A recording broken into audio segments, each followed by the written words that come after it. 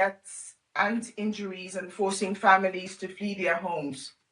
According to the International Organization for Migration, over 1 million people are now displaced in the region. In North Kordofan, fighting around El Obeid, the state capital, continues as armed groups battle for control of key routes. These clashes are restricting the humanitarian and commercial supplies and increasing shortages and deprivation. South Kordofan has also seen intensified fighting and aerial attacks, particularly in and around the state capital, Kadugli, and the town of Diling to the north.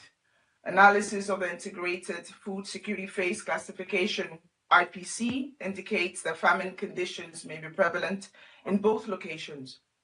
Recent announcements were made that sieges in these locations had been broken.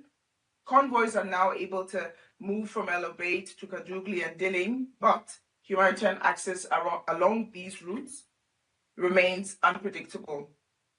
Blue Nile has also witnessed an escalation of conflict, including another airstrike in Yabus and reports of displacement following recent violence. Madam President, in Darfur, communities still endure overwhelming hardship.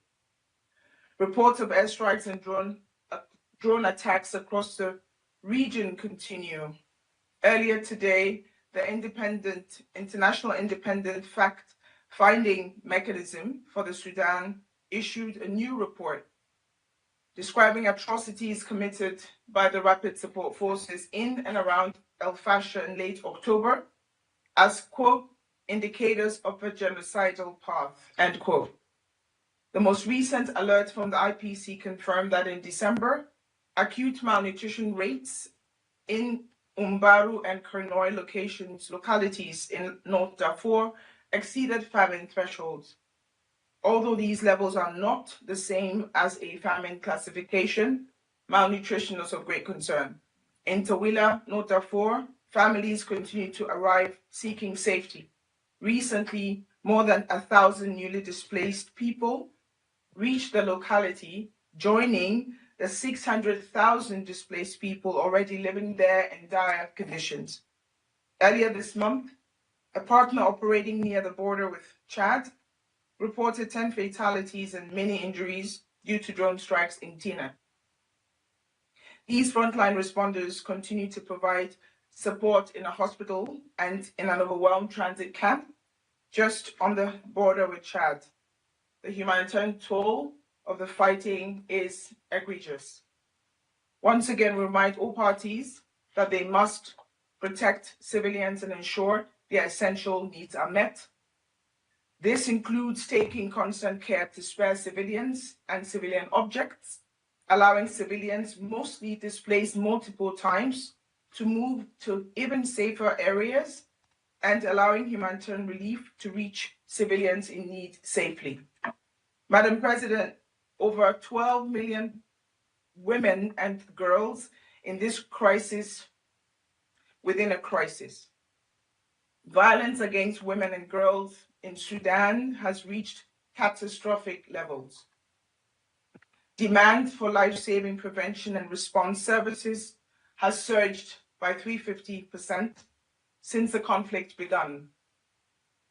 You've heard from Under-Secretary General DiCarlo. I'll stress again what she said. Sexual violence against women and girls has reached simplifyingly horrific levels, simply put.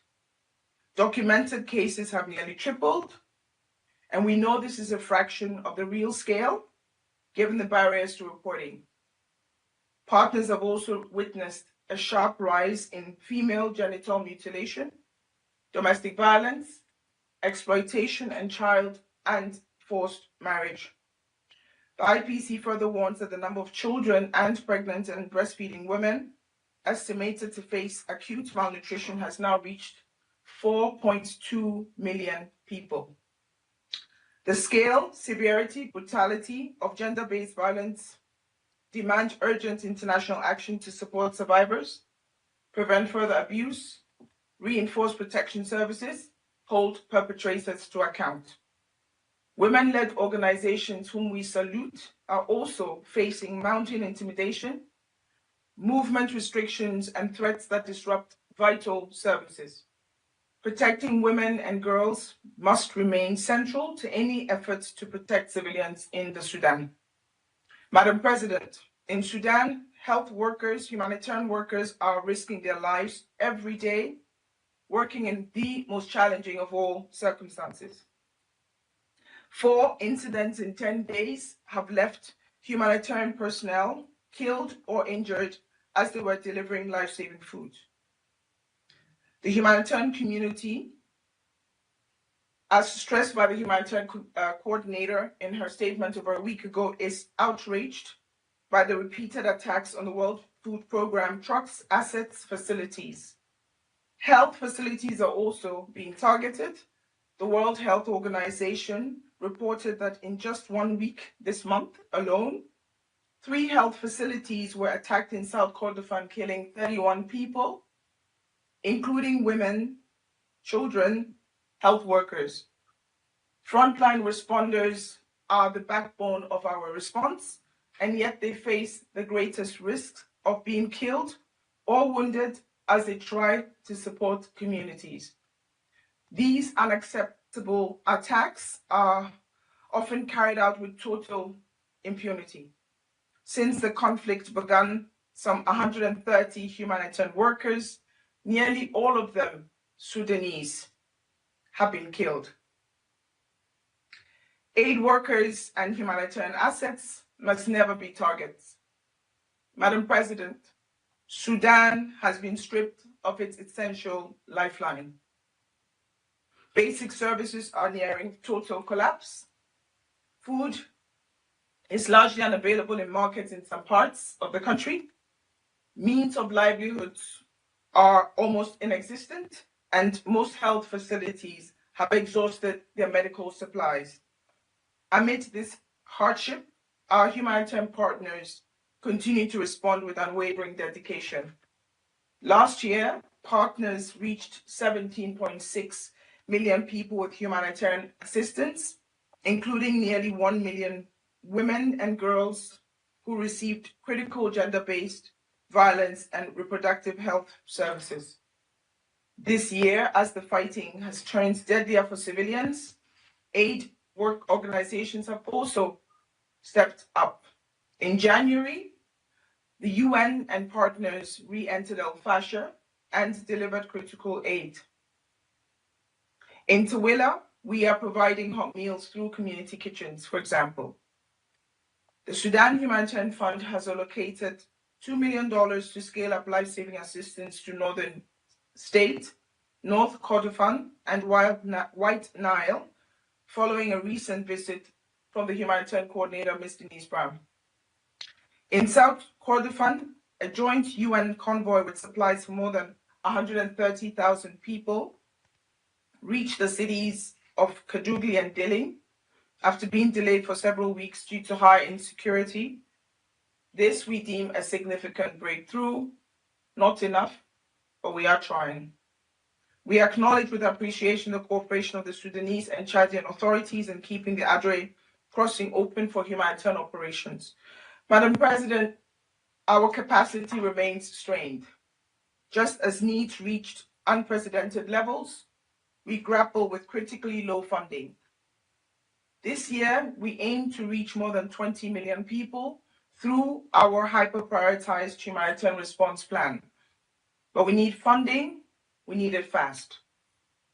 At a pledging event hosted on 3rd February by the US government in Washington, D.C., the Emergency Relief Coordinator under Secretary General Fletcher urged the international community to redouble its efforts to end this war and the unbearable suffering of the people of Sudan.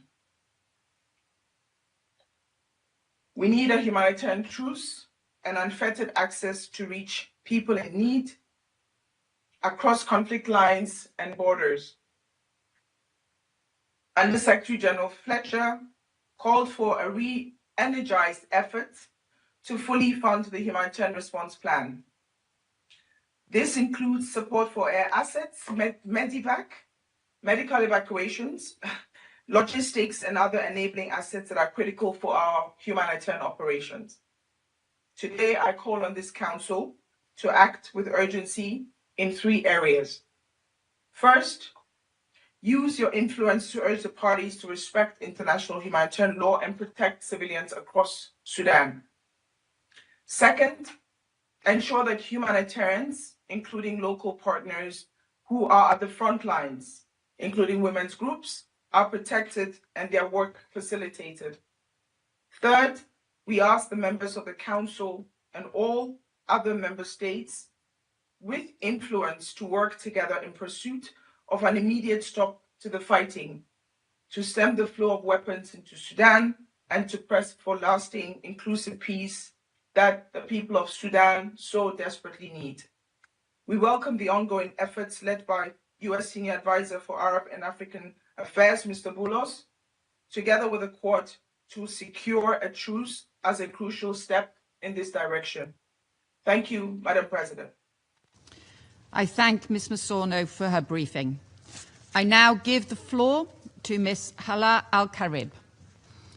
President, Excellencies, thank you for the opportunity to brief you today.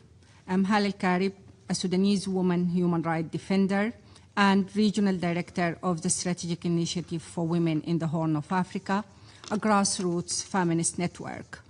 Like millions of Sudanese people, I have lost family members and my home as a result of the war. I have had the honor of speaking to the Security Council twice before. First, in September 2021, when I warned of the fragility of Sudan's democratic transitions. And again, in October 2023, just 6 months after the war erupted, when I described its devastating impact on Sudanese women and girls and the growing risk of genocide. To be here a third time, only to report that the situation is even worse, is an indictment not just of the warring parties, but of the Council's inability to stop the bloodshed. Over 1,000 days since the start of the war, despite repeated warnings, this Council has failed to act. Every red line, siege, forced displacement, man-made famine, genocide, mass rape has been crossed. As we approach a point of no return in Sudan, I'm here with 2 messages. 1, every day this war continues, it destroys the lives and brutalizes the bodies of Sudanese women and girls. And 2, the war's atrocities that have already taken place during this war risks happening again, with civilians paying the price.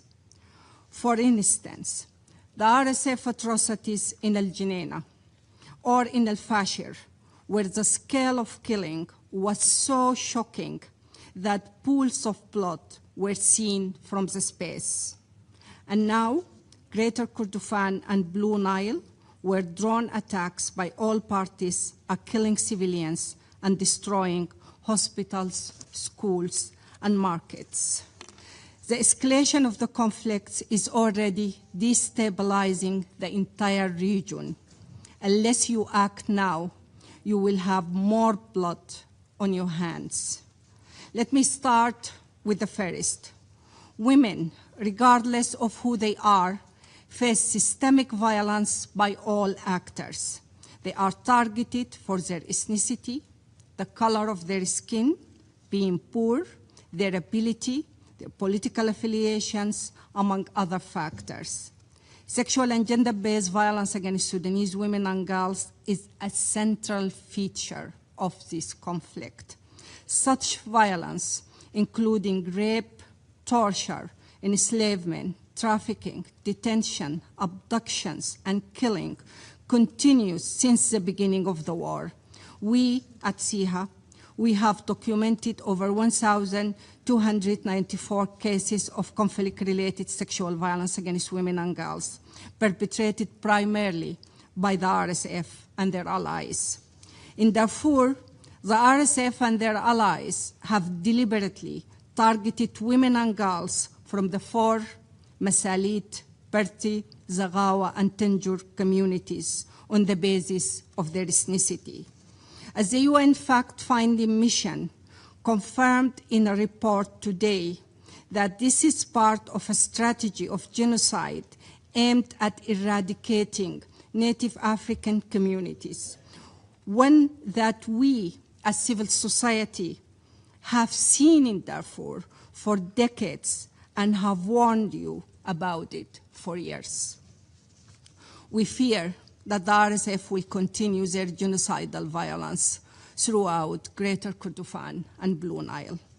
Sexual violence, arbitrary detentions, and enforced disappearance of women in areas under RSF control remain severely under-documented due to the RSF deliberate restrictions of access, targeted communications blackout, and retaliation against those who speak out. Still, we know that thousands of women and children have been detained in villages of Garne, Turra, and Tabit in North Darfur, and that the RSF has turned hospitals, schools, and other sites into detention centers. Forced and child marriage to RSF soldiers is also frequently linked to abductions and enforced disappearances. The suffering of Sudanese women does not end by escaping to safer areas. After the RSF is driven out of a specific region, they must still contend with entrenched legal discrimination.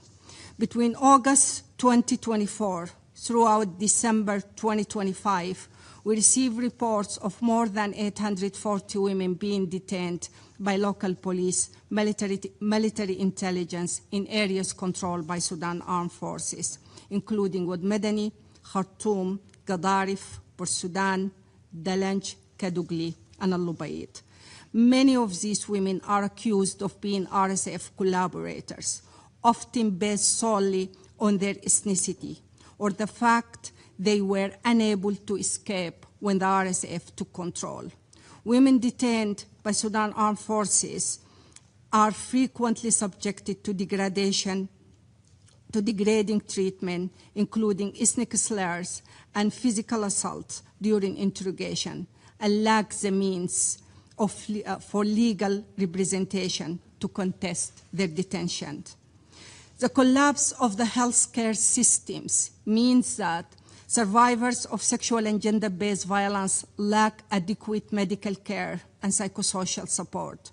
Without access to necessary sexual and reproductive health care, including post-rape care, women are dying of hepatitis, HIV and AIDS, syphilis, and other STIs. Without access to emergency contraceptions and safe abortion, survivors are forced to carry unwanted pregnancies to term. Even women volunteers and frontline workers who are instrumental in assisting survivors are being targeted, killed, detained, or forcibly disappeared.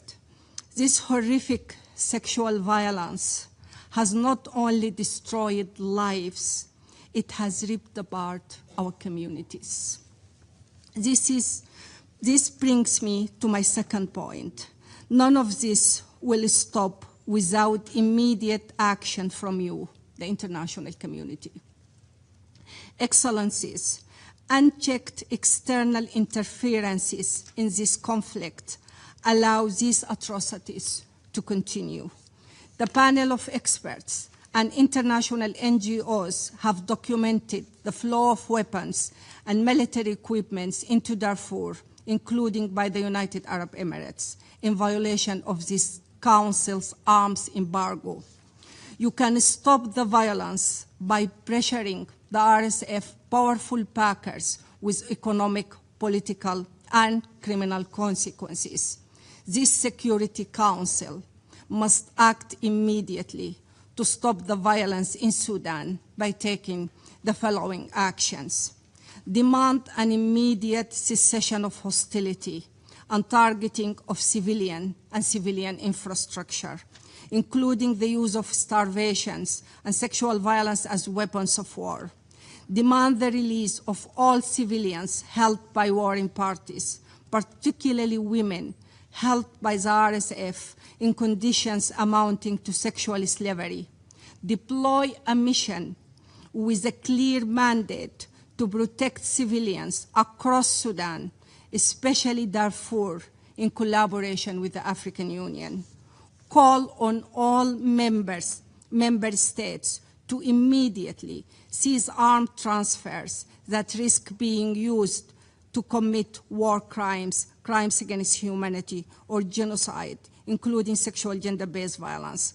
Expand the arms embargo to the whole Sudan and hold violators accountable, including through targeted sanction, and stop Sudan from being a playground for regional actors. Demand safe, immediate, and sustained humanitarian access. Condemn all assaults on aid delivery, including the recent attack on the World Food Programme convoy in North Kordofan. Urgently provide support and resources to Sudanese women-led organizations, including emergency response rooms, so they can continue their life-saving work. Hold all perpetrators accountable for genocides and other international crimes, including all forms of gender-based violence. Support accountability efforts, including the ongoing work of the International Criminal Court, and call on all parties to allow access for independent monitors and investigators, including the independent fact-finding missions on Sudan. This war aims to strip women of their agency. You must therefore ensure that Sudanese women in all their diversity are meaningfully included in all efforts to resolve the conflict. This Council must do everything in its power to prevent further atrocities and to ensure that Sudan is not forgotten. I urge you to meet more frequently, to focus attention on Sudan, consider a country visit, and include women's rights in all your decisions on this conflict. Most importantly, you must ensure that any end to this conflict does not come at the expense of accountability or respect for international law, and it is overseen by the United Nations. Excellencies, as you seek solutions to the war in Sudan, I urge you to remember that I, like thousands of other Sudanese women and men, have dedicated my life to challenging oppression and dictatorship. We have repeatedly proven that we can lead Sudan's struggle for peace and democracy. The future of Sudan must be written by its own people. Thank you for listening. I thank Ms. Al-Karib for her briefing. I shall now make a statement in my capacity as Secretary of State for Foreign, Commonwealth and Development Affairs for the United Kingdom. Colleagues, 2 weeks ago I stood in Adre on the Chad-Sudan border, a camp of over 140,000 people who have fled Sudan's conflict, and 85% of them are women and children. Women I met who were teachers, nurses, students, small businesswomen, market traders, mothers back home, but whose lives and whose families have been ripped apart. I spoke to a mother who didn't know whether her children are still alive. A Sudanese young woman who told me that most women she knew had experienced what she described as bad violence that no one wanted to talk about because of the shame. A Sudanese community worker who told me that she thought more than half the women in the camp had been subjected to sexual violence. And other community workers who have told me yet more distressing stories. One about 3 sisters arriving at one of the Sudanese emergency response rooms who had all been raped. The oldest sister was 13, the youngest was 8. There is a war being waged on the bodies of women and girls. And I told the women that I spoke to in Adre that I would bring their voices and their stories to the United Nations and to the world. And that is what we are doing today, because the world must hear the voices of the women of Sudan and not the military men who are perpetuating this conflict. Voices that ensure that this council confronts the bitter truth, because the world has been catastrophically failing the people of Sudan. This is the worst humanitarian crisis of the 21st century, a war that has left 33 million people in need of humanitarian assistance, 14 million people forced to flee their homes, famine stalking millions of malnourished children, and a conflict that is embedded in vested interests and regional rivalries, with implications that go far beyond Sudan's borders. Yet too often the world has looked away. We must shine a spotlight on the suffering in Sudan. And that is why, in the Human Rights Council in November, the UK led work across countries to commission the fact-finding mission into El Fasher and the siege and capture of the city by the RSF. And that report is now published today, and I'm bringing its evidence and conclusions before this Security Council. There's page after page of the most distressing accounts imaginable. It is horrific. Quotes which say, survivors consistently spoke of widespread killings, including indiscriminate shootings, point-blank executions of civilians in homes, streets, open areas, or while attempting to flee the city. A pregnant woman was asked how far she was in her pregnancy. When she responded 7 months, he fired 7 bullets into her abdomen, killing her. Hospitals, medical personnel, the sick and wounded were not spared. And survivors reported being raped in front of their relatives, including their children. Ethnic targeting calls for, as it says, extermination. So why are we here in this council when we see a report that concludes that it bears the hallmarks of genocide? With this council, this mandate, its purpose is to confront such shocking crimes and to drive action, because El Fasher should have been a turning point. Instead, the violence now is continuing. More than 3 months after the fall of El Fasher, we continue to hear and see reports of continued violations of international humanitarian law or human rights abuses unfolding, aid agencies still facing barriers to get in, schools, hospitals, markets, humanitarian convoys being destroyed, 4 attacks on the World Food Programme since the start of this month alone. There have been reports of strikes on aid operations by both RSF and SAF, and the real risk of further escalation now across Sudan and beyond as fighting spreads to the Kordofan regions. This is not just a humanitarian crisis, it is a regional security crisis and a migration crisis too. We have seen the impact for regional security on neighbouring countries, on the whole of the Horn of Africa and along the Sahel. Opportunities for extremists to exploit and terror groups to take hold, and millions displaced from their homes, the risk of increased migration, destabilising nations nearby, but also across and into Europe as well. This affects all of us. And that is why we need action, and we need the United Nations to be a force for countries to come together from across the world to demand peace. First, it means demanding unimpeded humanitarian access and far greater humanitarian support, protection for civilians and for aid workers. Both warring parties must lift the restrictions on aid. The UN 2026 appeal is just 13% funded, leaving frontline agencies without the funding that they need to save lives. The UK is the 3rd largest Sudan donor, providing $200 million this year, plus $54 million for Sudanese refugees. And in Chad, I announced a further $27 million to support survivors of sexual violence. But aid alone won't stop this. We need an immediate humanitarian truce and a pathway to a permanent ceasefire. So I commend the work of the US and President Trump's special advisor, who has convened the Quad of Nations with Egypt, United Arab Emirates and Saudi Arabia to discuss plans for peace. and the commitment from the Quintet, from the African Union and the European Union and others to support plans for peace. But we will need pressure from every UN member state, and I urge all of those with influence on both the RSF and the SAF not to fuel further conflict, but instead to exert maximum pressure on them to halt the bloodshed, to pull back and to pursue a plan for peace.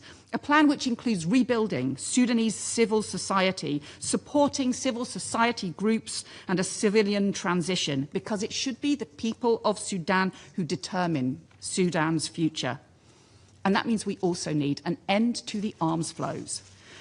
There is no military solution to this conflict. But the reason that the military men still convince themselves there is a military solution is because they can still obtain ever more lethal weapons.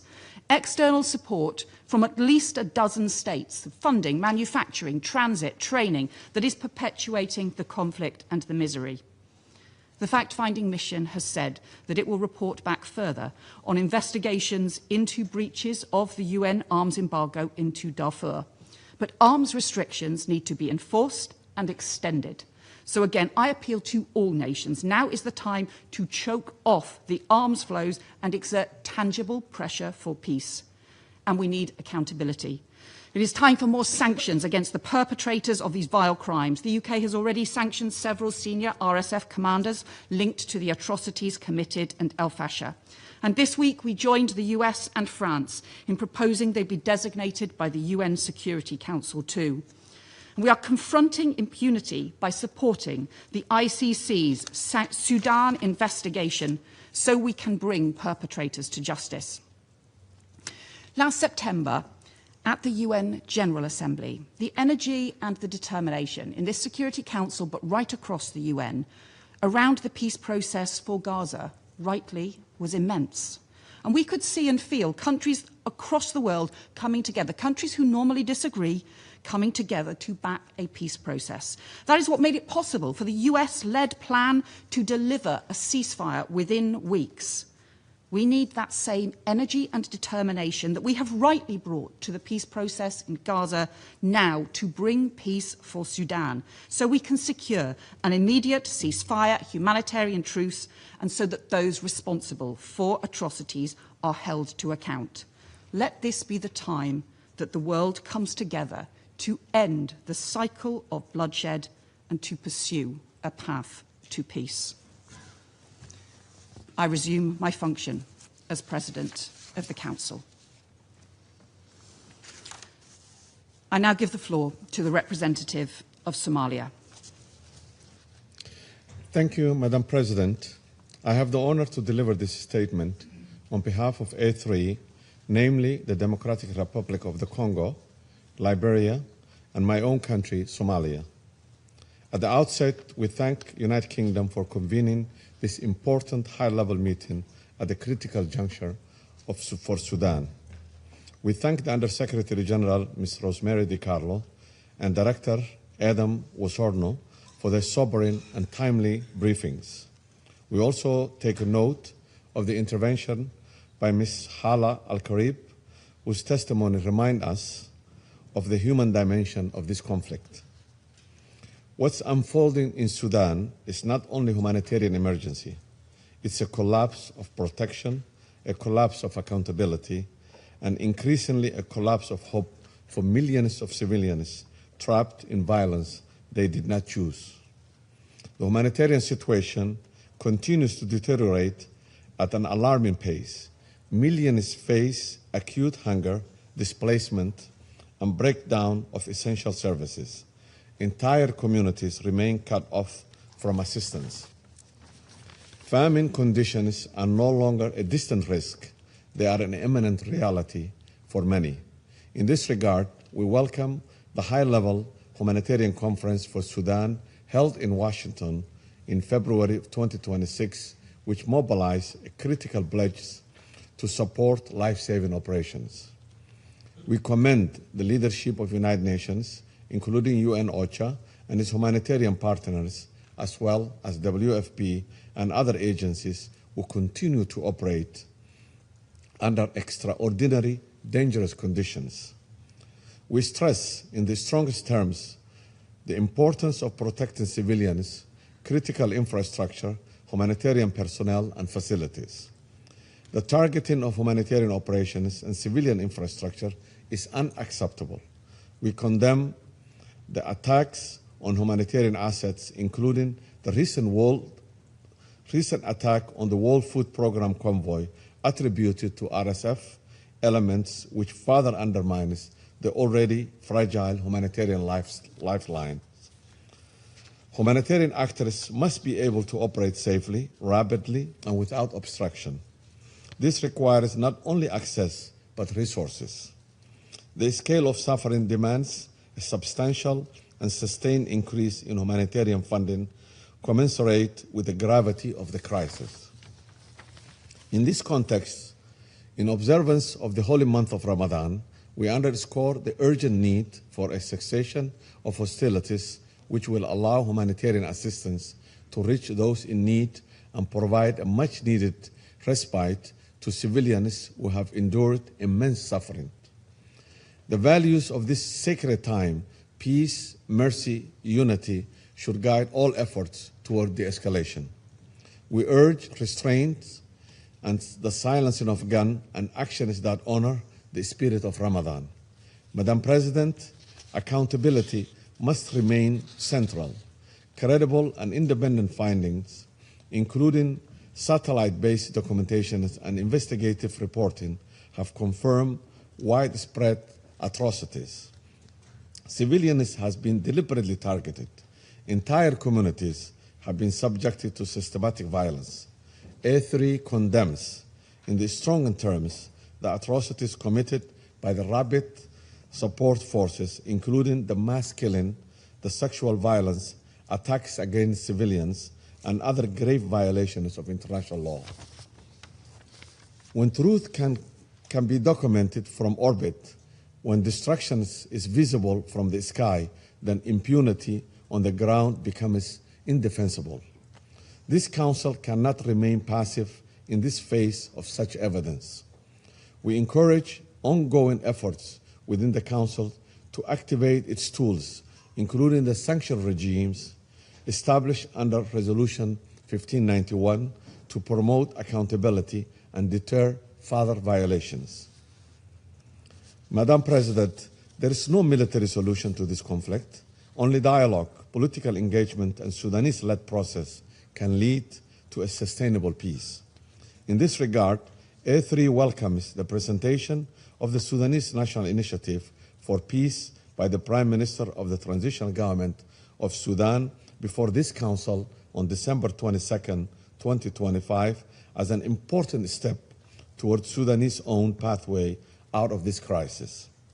We also welcome the reopening of the Khartoum airport and the return of the government to the capital, which represents important development toward restoring state institutions and normalcy. We commend the continued diplomatic engagement of regional and international partners, including the efforts of the United States, the Arab Republic of Egypt, and the Kingdom of Saudi Arabia in facilitating a dialogue. We further underscore the central role of the African Union in coordination with the United Nations, including the efforts of the Secretary General's personal envoy. Ensuring the complementarity, coherence, and streamlining of mediation tracks remains essential to advancing a unified and effective political process. Madam President, external interference continues to fuel and prolong the conflict. The instruments of destruction we see in Sudan, the drones, the weapons, and ammunition, are not produced within Sudan. They are supplied and sustained by external actors whose actions have contributed directly to the continuation of the violence. This Council must do its part to halt these flows, deter further external interference, and ensure accountability for those who enable the continuation of this conflict. Madam President, the suffering of Sudanese people is no longer hidden. It's visible, it's documented. It's undeniable. The Sudanese people deserve protection. They deserve accountability. They deserve peace. A3 remains committed to supporting all efforts towards these objectives. I thank you, Madam President. I thank the representative of Somalia for the statement. I now give the floor to the representative of Colombia. Señora Presidenta. Madam President, I begin my address by thanking the United Kingdom for convening this meeting. I also thank Secretary DiCarlo, USG DiCarlo, and Director Wasono for the invaluable information that they have furnished us with on the situation in Sudan. I also wish to thank Director Al-Karib for her testimony, and I welcome the delegation of Sudan, whose representative is with us today. Colombia notes with grave concern the sustained worsening of the political and humanitarian situation in Sudan. Today has manifested itself as an increasingly severe food crisis that we had the opportunity to discuss only a few days ago. Only decisive, resolute action will be able to counter the increasing loss of life and fight the continued and ever speedier worsening of life for the civilian population. Today we meet once again to continue to hear how the situation is worsening in regions such as El Fasher, Kordofan and Darfur. The picture is horrifically bleak. Food security is worsening. In addition, we're seeing internal displacement which continues on a massive scale.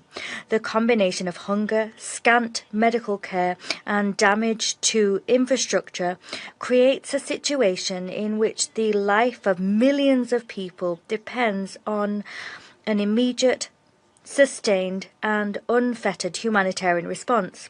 Consequently, the Council must demand that urgent measures be taken to uphold and enforce international humanitarian law and to ensure the effective protection, safe passage and safe transit of civilians, as well as the cessation of attacks on personnel tasked with the delivery of humanitarian aid.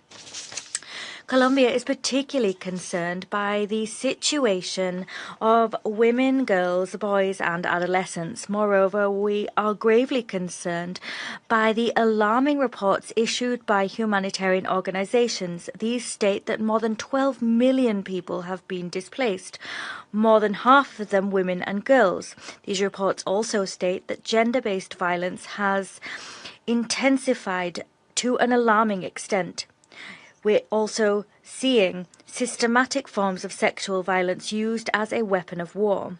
Colombia condemns this situation and here issues an urgent appeal for political and humanitarian responses to incorporate an intersectional gender-based approach.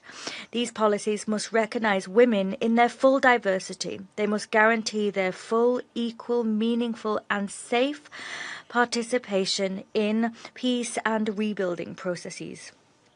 With first-hand knowledge of the horrors of conflicts and experience in building peace, Colombia understands that the participation of women paves the way for justice, reparation, non-repetition and reconciliation. We in no way claim to be a perfect model for the rest of the world to follow, but we do underscore the value of an inclusive peace, one which is built through dialogue. As such, we urge all members of the Council and actors in the conflict to step up their efforts to chart a course in this direction. It is not sufficient to describe suffering. We must act to halt the very same. History has taught us that peace is possible when there is national will alongside coherent and decisive international support. Only a genuine, inclusive and sustained political process can lay real foundations for de-escalation, the cessation of hostilities and a lasting peace. In this spirit, we urgently appeal to parties to carve out space immediately for dialogue and understanding. They must facilitate unimpeded humanitarian work and guarantee the effective protection of the civilian population. The longer we put off the search for a negotiated solution, the higher the human toll will be, and we will continue to witness in this room and outside its walls, the deepening of the suffering of the Sudanese people and that of highly vulnerable communities. I thank you. I thank the representative for Colombia for the statement. I now give the floor to the representative of Greece. Thank you, Madam President. Allow me to warmly welcome you in your capacity as President of the Security Council and as Secretary of State for Foreign, Commonwealth and Development Affairs of the United Kingdom. We thank you for your presence here today, which underscores the importance of the situation in Sudan and sends a clear signal of the Council's engagement at this critical juncture for the Sudanese people.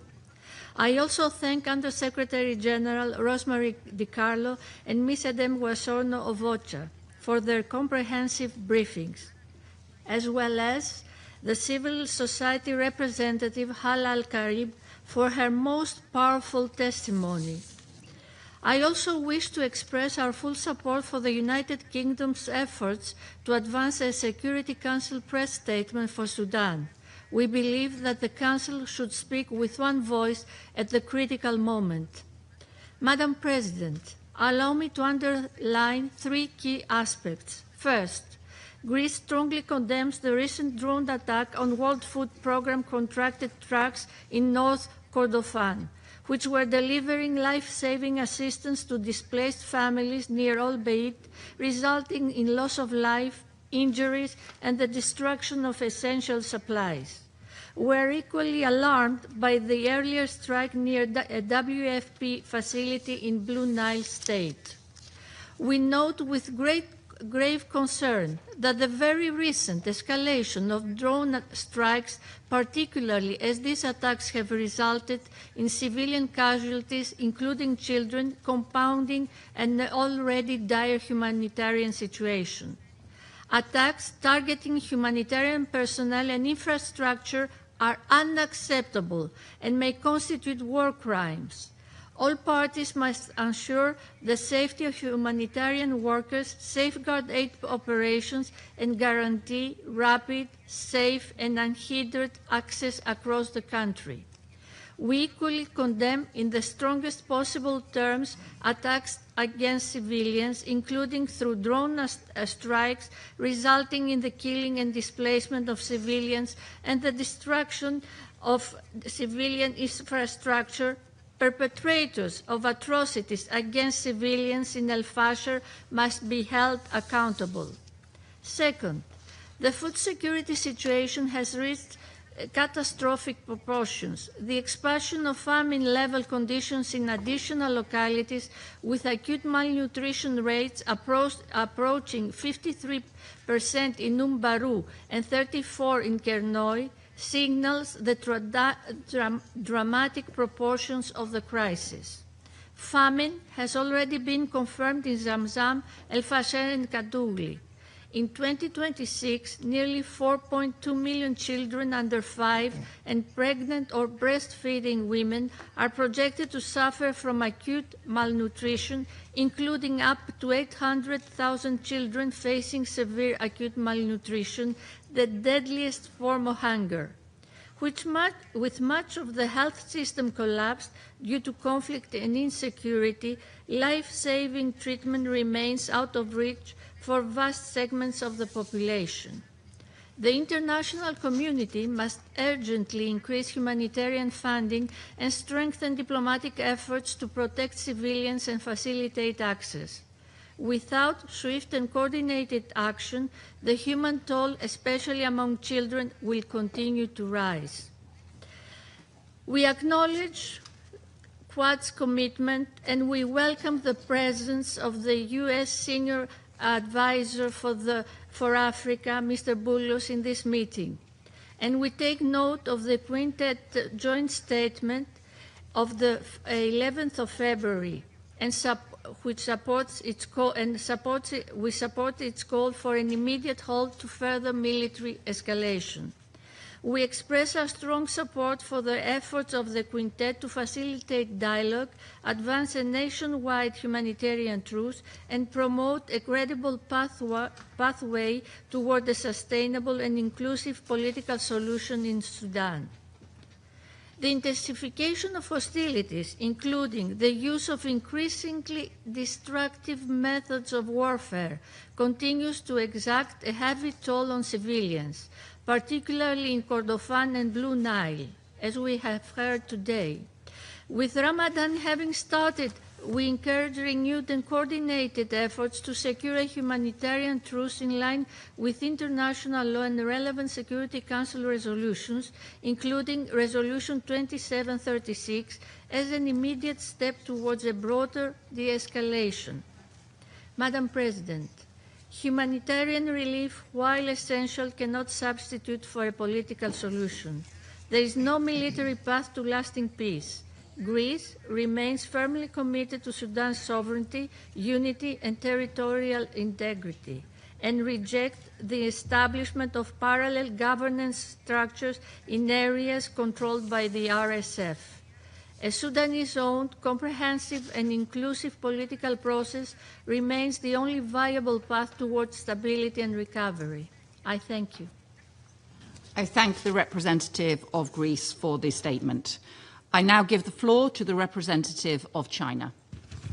Thank you, Madam President. I welcome Secretary of State Cooper as you preside over this meeting, and thank USG DiCarlo, Director Wassano, and Madam El-Karib for their briefings. It has been nearly 3 years since the conflict erupted in Sudan, inflicting immense suffering on the country and its people. The international community must not allow the conflict to continue spreading, nor can it accept further civilian casualties. China calls on the international community to uphold the following 5-point consensus in a collective effort to seek a lasting and effective solution to the Sudan conflict. First, uphold the consensus on achieving a ceasefire as soon as possible.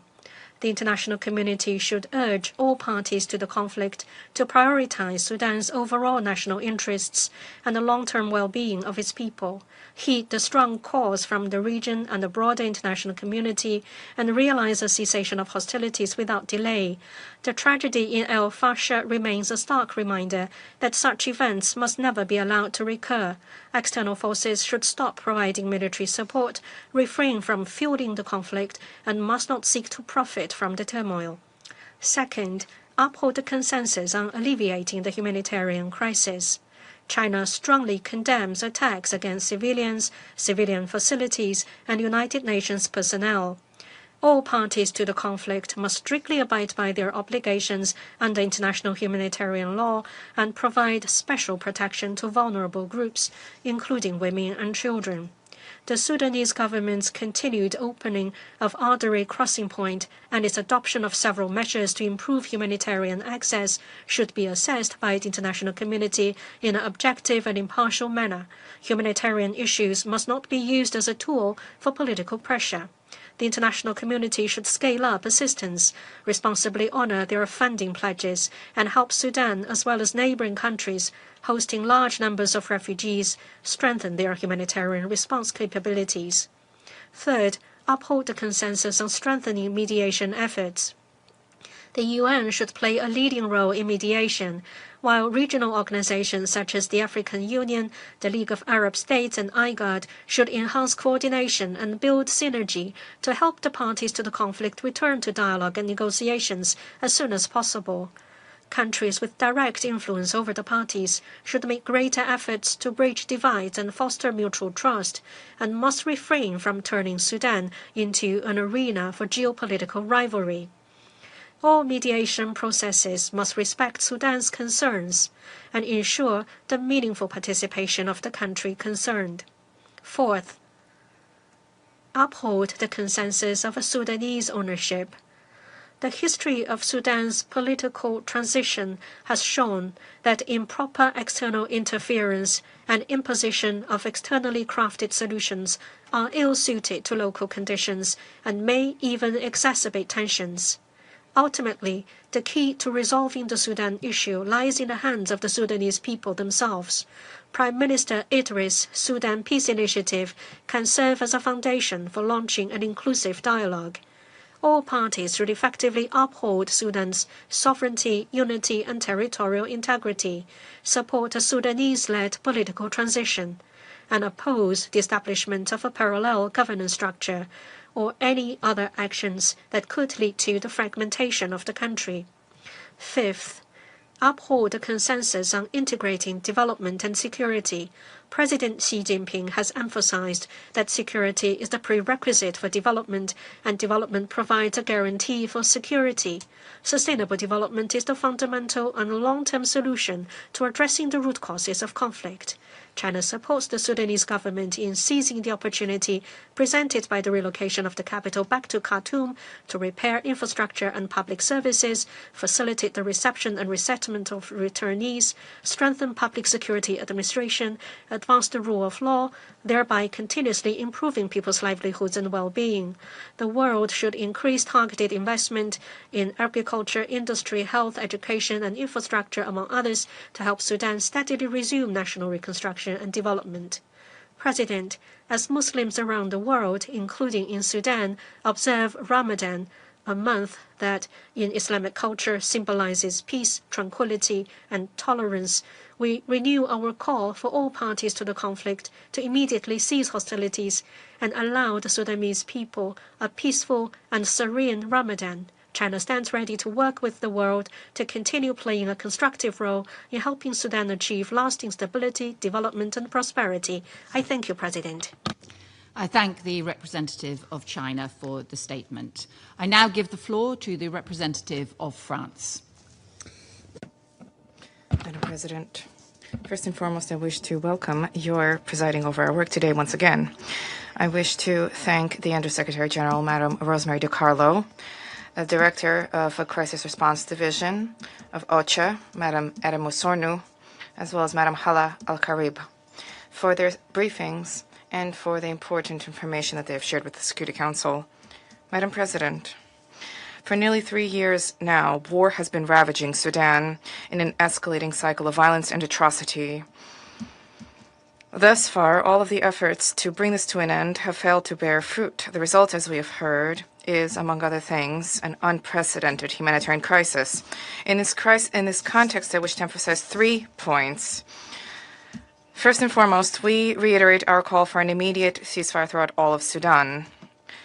So for nearly 3 years now, the SAF and the RSF, with support from allied militias, have been gaining the upper hand, one after the other. And yet, and this is quite clear, it is unrealistic on both sides to think that it is even possible to prevail with the use of weapons. Sooner or later, the belligerents will have to lay down their weapons and hostilities and negotiate. The persistence of hostilities is merely worsening the suffering of the Sudanese people and raising risks for the country's partition. France condemns in the strongest terms the violations of international humanitarian law, which are being perpetrated by the RSF, during the taking of El Fasher in North Darfur, which may constitute war crimes or crimes against humanity. That is the thrust of the joint declaration published on 18 February last, where we condemn the violence and atrocities perpetrated against civilians, in particular against women and children, as well as all violations of international humanitarian law. Madam President, France, together with the United Kingdom and the United States, supports the sanctioning of the RSF generals whose responsibility for these crimes has been proven pursuant to the Darfur sanctions regime. Furthermore, France calls upon all states to end support for belligerents, which prolongs the conflict. We recall the importance of compliance with the arms embargo for Darfur. Turning to my second point, we have responsibility to address the humanitarian emergency. Speakers today have reminded us of the magnitude of the situation. France, together with Germany, the US, the United Kingdom, the EU, and AU, will co-organize a donors conference on the 15th of April next to finance the humanitarian response plan and to deliver assistance to civilians. France calls upon parties to conflict to provide for safe and unimpeded access to humanitarian assistance in all of Sudan, across borders and front lines.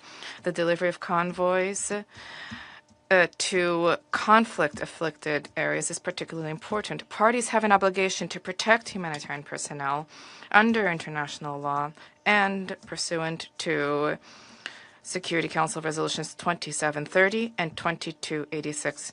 France condemns all violence against civilians perpetrated by the RSF, the SAF, and their allied militias, specifically the very deadly drone strikes. Perpetrators of these crimes will have to be held accountable. Protection of civilians is an obligation incumbent upon parties under international humanitarian law and the Jeddah Declaration. We condemn in particular the uptick in conflict-related sexual violence. Turning to my third point, the Council needs to support diplomatic initiatives underway. We applaud the efforts of the United States and other members of the Quad to arrive at a humanitarian truce in the country. We support the efforts of the Quintet for Sudan, in particular those undertaken by the African Union to usher peace into the country. To conclude, in any event, a ceasefire needs to be followed up by inclusive inter-Sudanese dialogue, bringing together all parties to the conflict and Sudanese civil society in order to restore the possibility of a democratic, stable future in Sudan. We support all regional and international efforts which are geared towards facilitating such a dialogue. Thank you. Thank you. I thank the representative of France for the statement. I now give the floor to the representative of the United States. Thank you, Madam President. Foreign Secretary Cooper, I'd like to thank Ms. DiCarlo and Ms. Wosurno and Ms. Al-Karib for their valuable contributions. Foreign Secretary, your leadership has been instrumental in keeping Sudan at the forefront of international attention. We deeply value the United Kingdom's partnership and your clear commitment to working closely with the United States and the broader international community to help bring this crisis to an end. It's an honor to be here in the Council with you and so many distinguished members, including several partners and friends. As most of you know, under President Trump and Secretary Rubio's leadership and close direction, I'm helping to spearhead U.S. efforts to achieve peace in Sudan. Resolving the crisis in Sudan is a deeply felt concern of President Trump, and one that reflects our shared responsibility to the Sudanese people. Today, Sudan faces the biggest and gravest humanitarian catastrophe in the world. After more than 1,000 days of needless conflict between the Sudanese Armed Forces and the Rapid Support Forces, the toll is staggering. Over 12 million people have been displaced, making this the largest displacement crisis globally, with Egypt bearing the biggest burden of refugees, followed by Chad. More than 34 million people, that's over 72% of Sudan's population, require humanitarian assistance of some sort. Over 21 million Sudanese are acutely food insecure, with famine conditions confirmed in parts of Darfur, South Kordofan, and the risk of further spread. Hospitals have been destroyed or looted. Water systems have collapsed, and the entire communities have been cut off from aid. The actions of Sudan's warring parties have made much of Sudan nearly uninhabitable for its own people. Every day of continued fighting costs more innocent lives. The Sudanese people wake up daily to violence, hunger, and uncertainty. Entire cities have been reduced to rubble. Credible reports of mass killings, sexual violence, forced recruitment, and the obstruction of humanitarian aid are all too common across Sudan. Madam President, we must be clear-eyed and balanced in our assessment. There are no good actors in this conflict. Both the RSF and the SAF have committed serious human rights violations and abuses. Both bear responsibility for prolonging this war, deepening the suffering of their own people, and threatening to drag the broader region into conflict as well. In El Fasher and across Darfur, we have seen credible reports of atrocities committed by the RSF, including ethnically targeted violence and siege tactics that exacerbate famine conditions.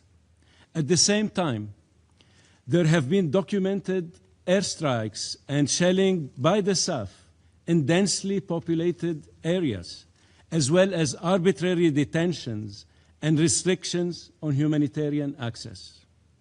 Accountability must apply to all perpetrators, regardless of affiliation.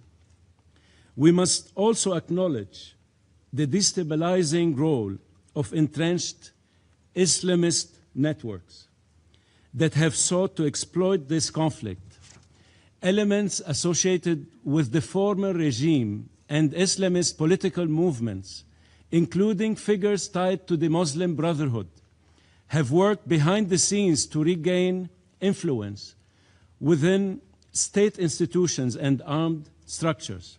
These networks have fueled polarization, obstructed reform, and in some cases facilitated external support and arms flows that prolong the fighting. Let me be clear.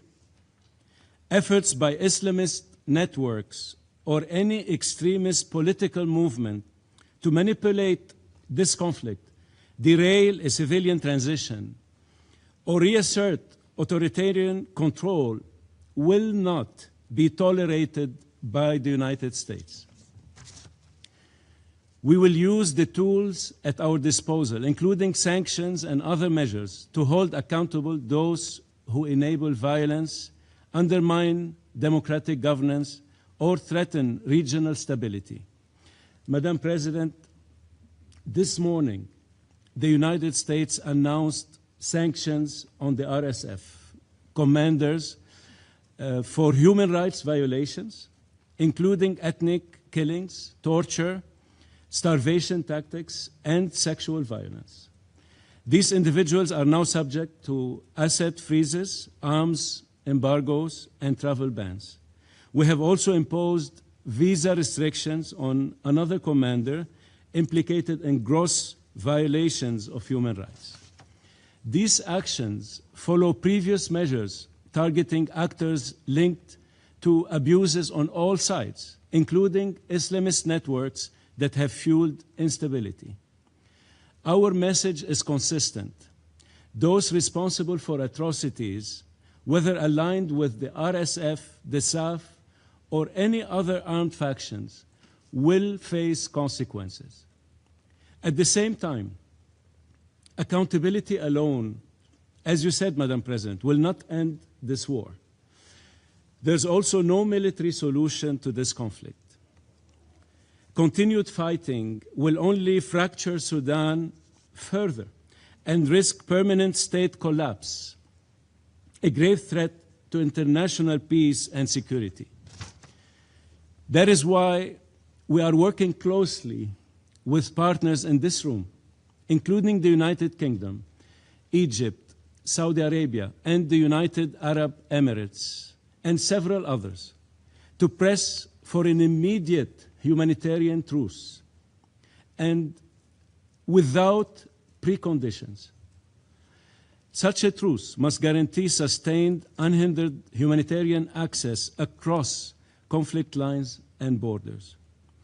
It is for this reason that we worked closely with the Secretary General's Office, DPPA, OCHA, and other UN offices to establish a mechanism, a UN mechanism, to support implementation, coordination, and supervision of the truce and humanitarian access commitments, so that agreements made on paper and obligations under international humanitarian law translate into assistance delivered on the ground.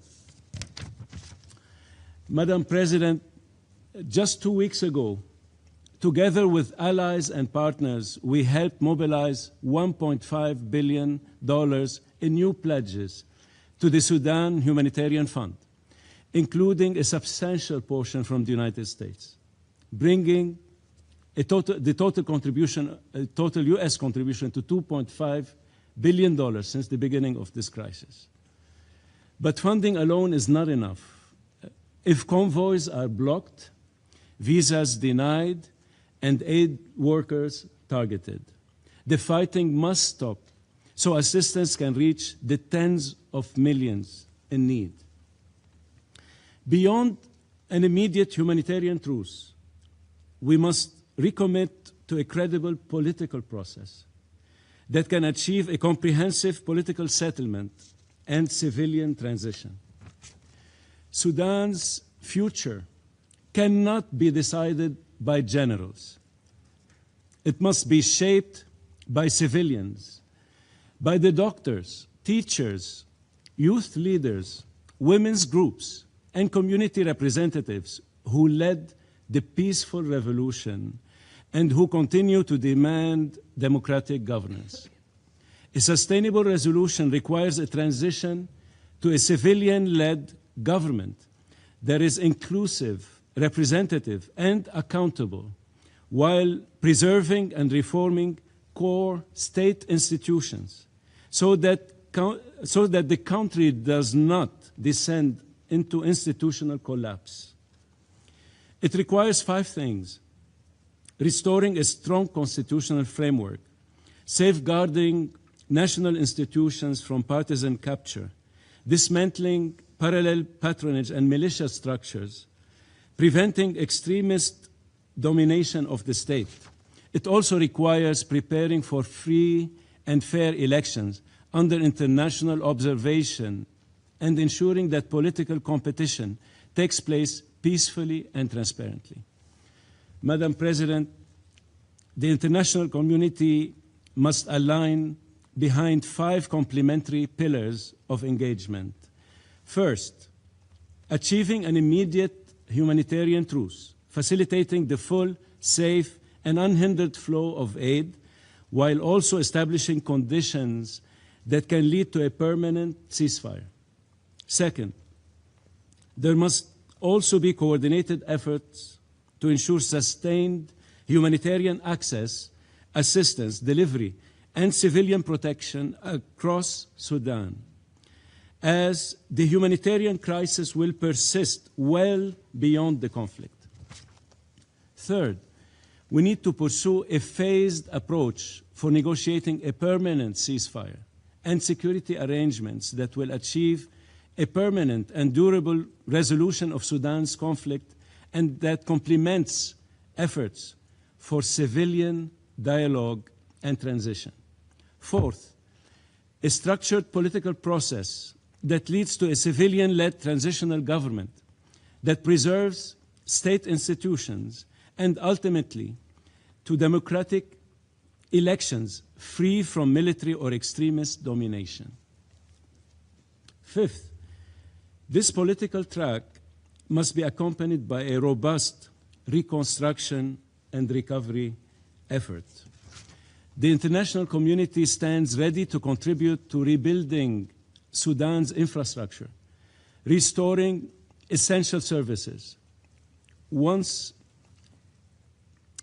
revitalizing the economy and supporting institutional reform, once there's a credible civilian framework and a durable cessation of hostilities.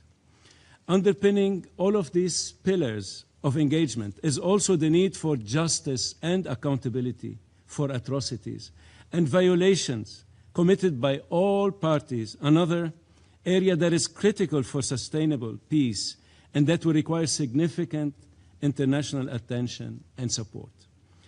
The Sudanese people have demonstrated extraordinary resilience and courage. They deserve peace, they deserve dignity, and they deserve a government that answers to them, not to armed factions. The United States remains committed to working with all of you to end this tragic conflict and to support a peaceful civilian future for Sudan.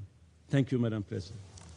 I thank the representative of the United States for the statement. I now give the floor to the representative of the Russian Federation. Madam President, we are grateful to Undersecretary General Madam Rosemary DiCarlo and OCHA Director for Crisis Response, Madam Edem Wosornu, for their briefings. We listened attentively to the statement delivered by civil society representative Madam Hala Al-Karib. Her statement served as a reminder for us about the tragedies that have been unfolding in El Guinin, El Fasher, and in other cities, one after the other. And these tragedies have stark ethnic indications.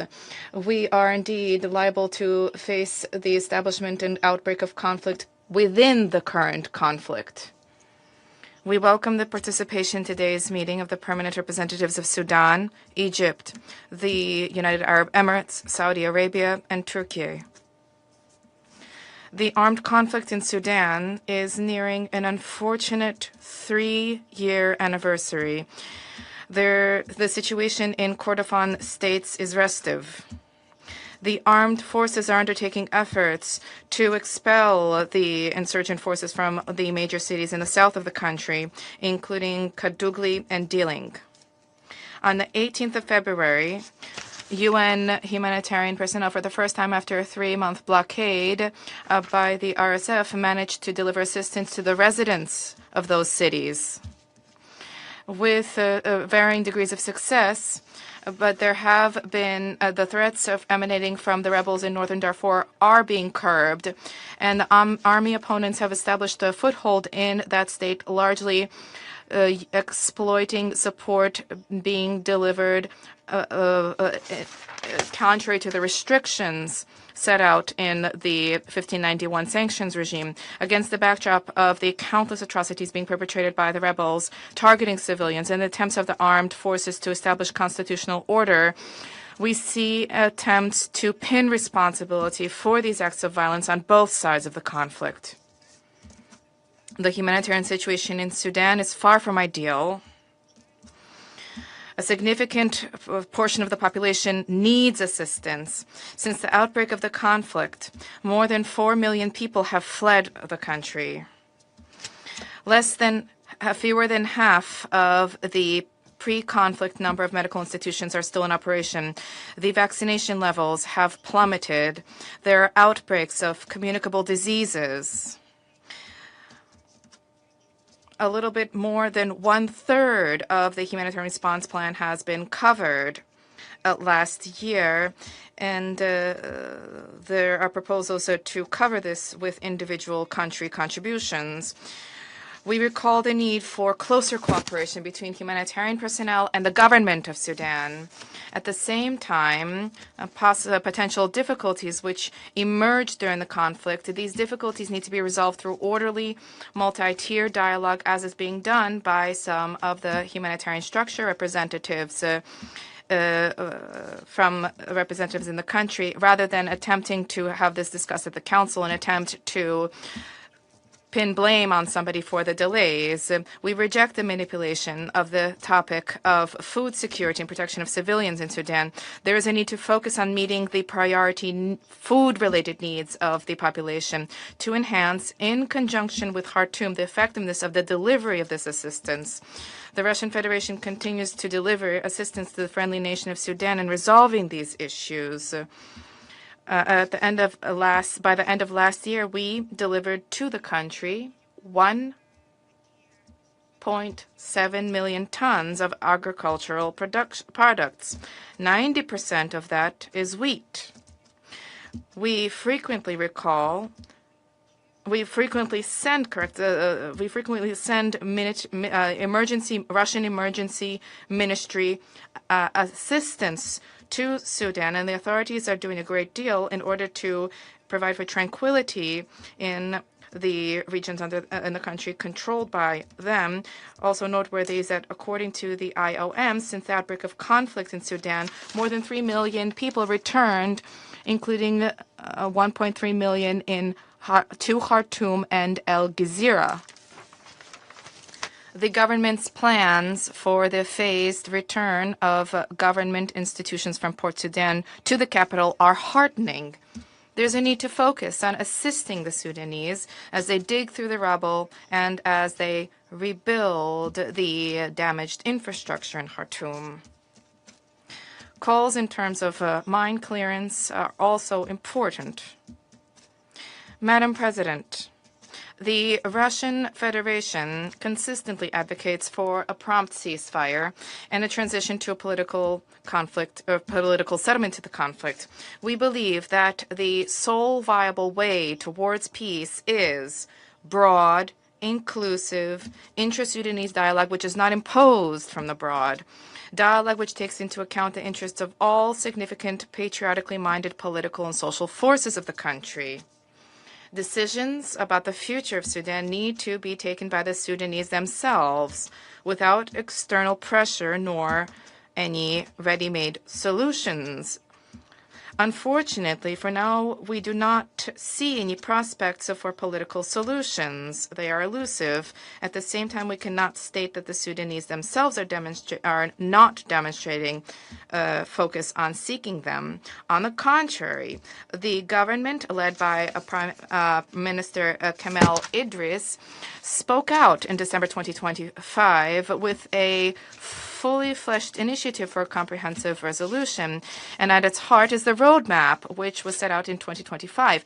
This plan, regardless of certain views about this, is the only proposal for a peaceful resolution of the internal conflict, which has emanated from the Sudanese themselves.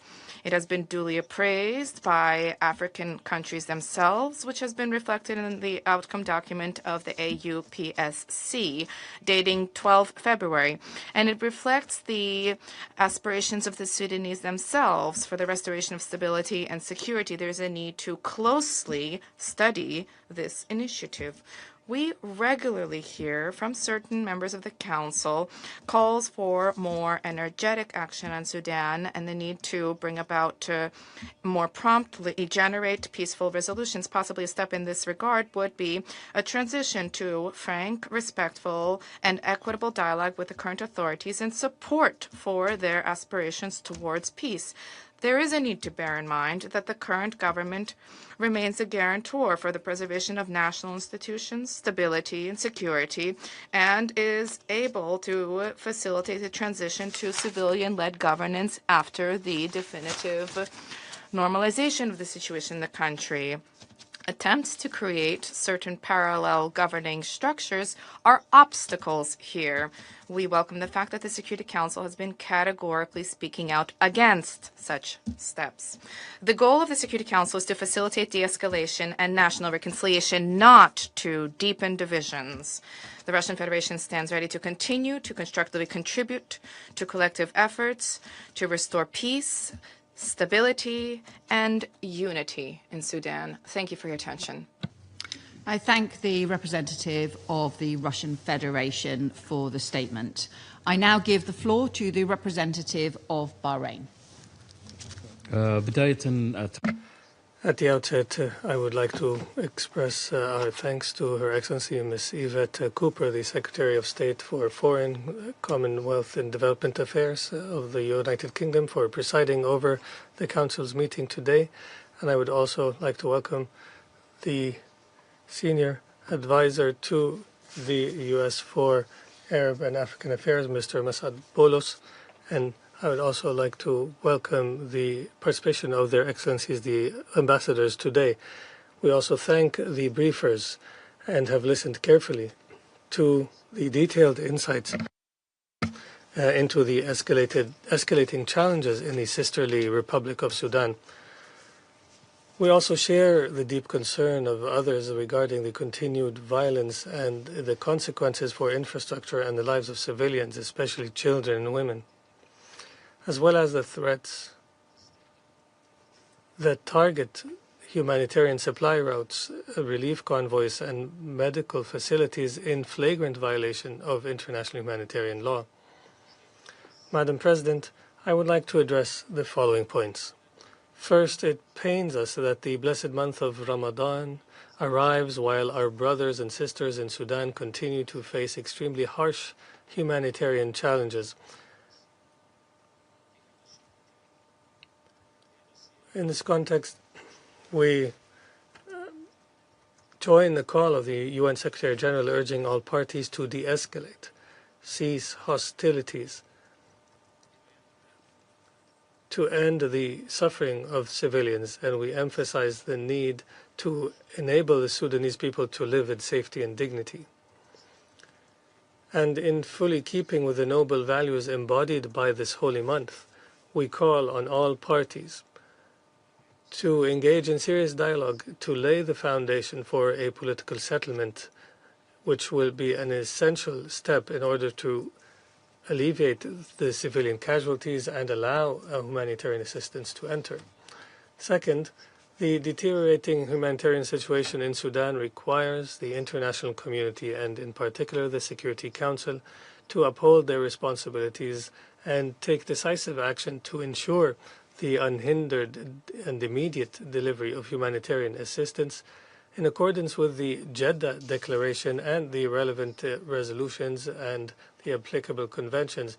And we emphasize that all parties must comply to the provisions of protecting humanitarian personnel in accordance with the international humanitarian law.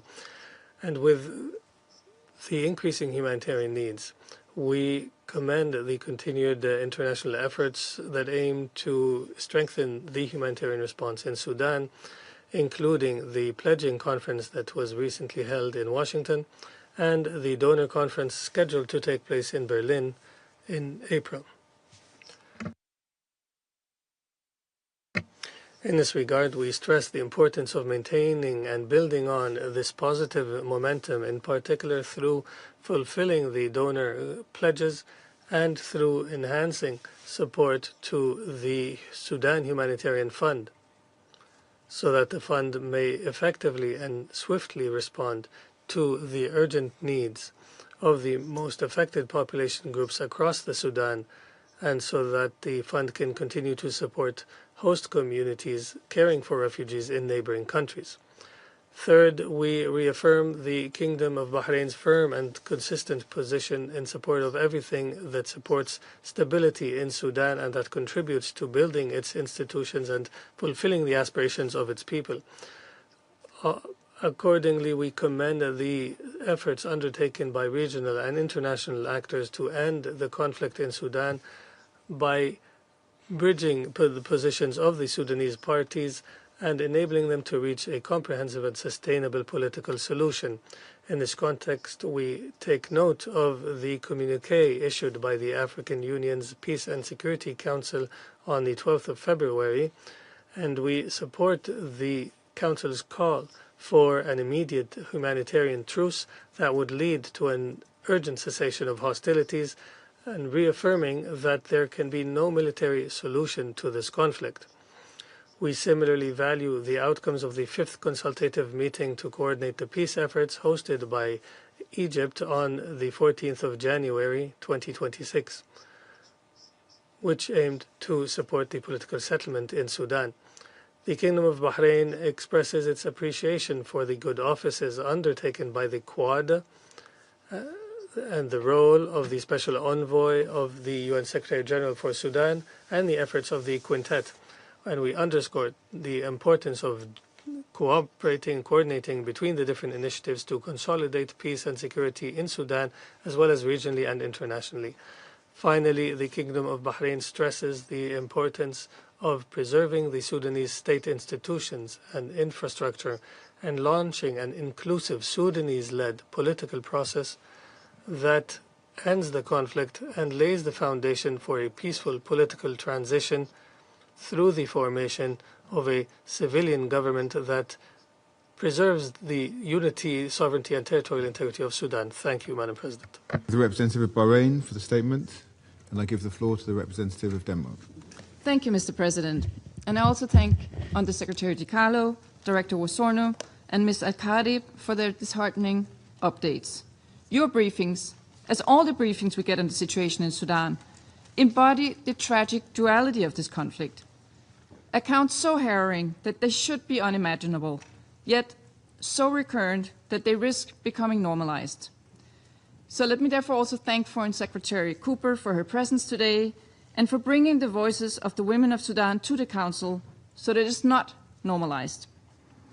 Mr. President, as we've heard today, Sudan has become the world's largest humanitarian, hunger, and displacement crisis. This is the result of unbearable international crimes and grave violations of international law, including resolutions of this very Council. The level of brutality should shock the conscience of this Council and all Member States into action. Allow me to raise 3 points. First, there is no military solution to this conflict. The war has reached a dynamic stalemate. However, for Sudan's civilians, this agony is anything but static, especially the Kordofan, the current epicenter of violence. We strongly condemn the RSF's continued assault in the region and call on both the SAF, the RSF, and affiliated parties to halt the fighting. Denmark condemns in the strongest terms the systematic, deliberate, and indiscriminate attacks on civilians and critical infrastructure, including health facilities, and the proliferation of drone attacks. Last week's strikes on a mosque and primary schools in Kordofan are just some recent examples of the depravity of this violence. It is unbearable that in 2026, one must restate that such attacks are prohibited and morally reprehensible. We call upon all parties to the conflict to refrain from using starvation as a weapon of war. This is driven by deliberate attacks on humanitarian workers and the unlawful obstruction of humanitarian access at scale. Against this backdrop, we thank Senior Advisor Boulos for leading the Quad's efforts to achieve an immediate humanitarian truce, which is absolutely imperative and which we hope can be followed by a process that paves the way to a political solution. We encourage the warring parties to engage constructively with the Quad. We welcome the establishment of the AU-led Quintet to enhance coordination of mediation efforts and to facilitate an inter-Sudanese political process. Second, as we heard from all our briefers today, women and girls continue to bear the brunt of this cruelty, often subjected to widespread sexual and gender-based violence. These persistent attacks are nothing less than a damning indictment on the perpetrators, but also on this Council and our mandate to protect the most vulnerable. We further recall that these acts may constitute war crimes or crimes against humanity. We call for full accountability for these crimes and call on all parties to cooperate with the International Criminal Court regarding the situation in Darfur as mandated by this Council. Any political initiative or peace plan must integrate from the outset the specific needs and protection of women and children and ensure the full, meaningful, and safe participation in shaping Sudan's future. Third, Mr. President, the war is spilling across borders, forcing millions to flee and straining neighboring host communities. External actors continue to finance, arm, and resource the warring parties. They are complicit in this catastrophe.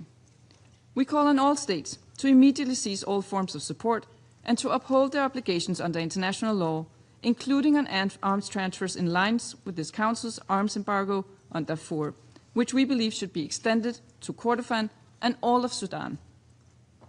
In the face of such blatant disregard for the Council's resolutions, we should be ready to use all tools at our disposal. That includes additional restrictive measures against individuals and entities under an expanded 1591 sanctions regime. It also includes setting out our demands to the warring parties clearly and forcefully through a resolution. Mr. President, in closing, our briefers today sounded clear calls for action. The time for political courage is now, both from the parties and from this Council. Thank you. I thank the representative of Denmark for the statement, and I give the floor to the representative of Pakistan. Thank you, Mr. President. I thank USG Rosemary DiCarlo, OCHA Director Edem Wosornu, and Ms. Hala Al-Karib for their comprehensive briefings. We welcome the participation of the representatives of Sudan, Saudi Arabia, Turkey, Egypt, UAE, and EU in the meeting today. President, as the briefers have highlighted, the situation in Sudan continues to deteriorate at an alarming pace. The expansion of hostilities into the Kordofan region following the catastrophe in Al Fashir reflects another dangerous escalation. Particularly concerning are the sieges of major population centers, the deliberate targeting of civilians and civilian infrastructure, the deliberate use of increasingly sophisticated weaponry, and the growing spillover across borders, including along the Sudan-South Sudan border. It is the civilian population of Sudan that is paying the heaviest price of this conflict. Pakistan condemns in the strongest terms the atrocities committed by the Rapid Support Forces in Darfur, including in Al Fashir and earlier in El Jenaina, as well as the continued violence now unfolding in Kordofan. We reiterate that deliberate attacks against peacekeepers, United Nations personnel, humanitarian workers, and facilities are unacceptable and may amount to war crimes. Those atrocities must end, and those responsible must be held accountable. Pakistan's position on Sudan remains firmly anchored in the principles of the UN Charter. We reaffirm our unwavering support for the sovereignty, unity, and territorial integrity of Sudan. The preservation of a unified Sudan is essential, not only for its people, but also for the peace and stability of the Horn of Africa, the Sahel, and the Red Sea region. President, at the same time, we stress that there is no military solution to this conflict. The only viable path forward lies in meaningful dialogue. We support the efforts and peace plan presented by the transitional Sudanese government. Interim Prime Minister Kamil Idris briefed this council in December on that plan. We also welcome the African Union Peace and Security Council's communique of 12th February in this regard. Pakistan stresses the importance of coherence and complementarity amongst the various political processes. The efforts of the African Union, the United Nations through the Secretary General's personal envoy, IGAD, Quintet, and other regional partners must be mutually reinforcing. The important engagement of the Quad should contribute to these broader objectives and help secure a humanitarian truce that can evolve into a ceasefire and result in eventual stability and lasting peace in Sudan. We call on all parties in Sudan to demonstrate the requisite flexibility and sagacity to reach a peaceful and sustainable settlement that preserves the unity of the country and prioritizes the interests and well-being of the brotherly people of Sudan. We stress that the Jeddah Declaration signed by the parties must be respected and civilians must be protected. President, the humanitarian situation remains dire and a cause of serious concern in Sudan. Humanitarian imperatives must remain central to the Council's work. Sustained, safe, and unimpeded humanitarian access to the affected areas of the country is essential. In this regard, coordination with the Sudanese government is indispensable for effective, predictable, and large-scale delivery. The recent delivery of aid by the UN in South Kordofan with the assistance of Sudan's government is a welcome development. We call for an urgent scaling up of international funding for the humanitarian response, which remains severely under-resourced despite the immense needs. We welcome the recent conference convened by the United States to secure funding for humanitarian assistance to Sudan. Mr. President, the Sudanese people have suffered for far too long. The guns must fall silent and a credible political horizon restored. The Security Council must discharge its responsibility by supporting a unified, sovereign, and stable Sudan, and by advancing a coordinated political process that leads to peace. Pakistan will continue to work with all partners towards that end. I thank you. I thank the representative of Pakistan for the statement, and I give the floor to the representative of Latvia. Thank you, Mr. President. First, I would like to thank the United Kingdom for focusing this high-level meeting on Sudan and on Sudanese women. And I thank USG Rosemary DiCarlo, OCHA Director, Ms. Edem Wosurno, and Hala Al-Karib for their briefings exposing the gravity of the situation. Let me clearly reaffirm, Latvia stands with the Sudanese people, robbed of their democratic transition and not trapped in a war they did not choose. This conflict is tearing apart Sudan's social fabric and deepening grievances that will long outlast the fighting. Al-Fashir has shown what this war has become, its methodical cruelty. OHCHR has documented over 6,000 people killed in just the first 3 days of the RSF's final offensive on Al-Fashir in October last year.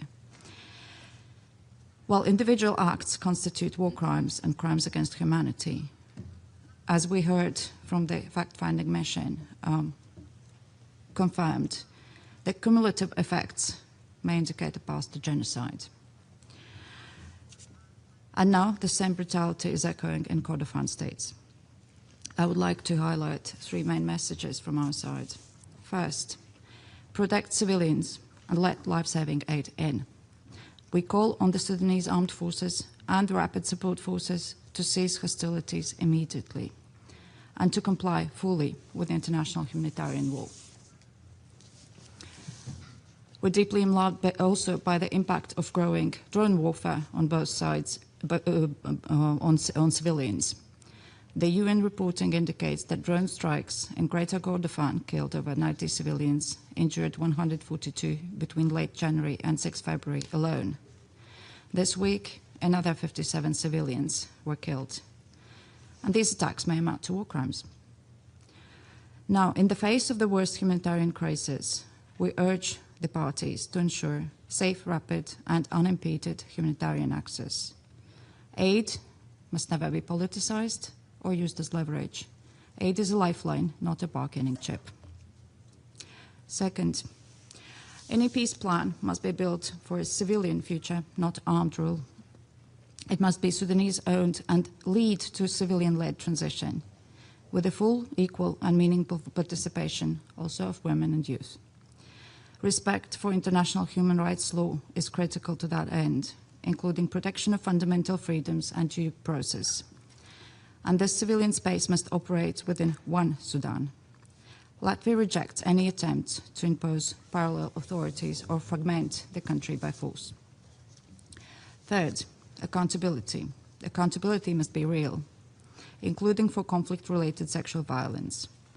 Again, UN reporting describes rape being used as a weapon of war in Al-Fashir.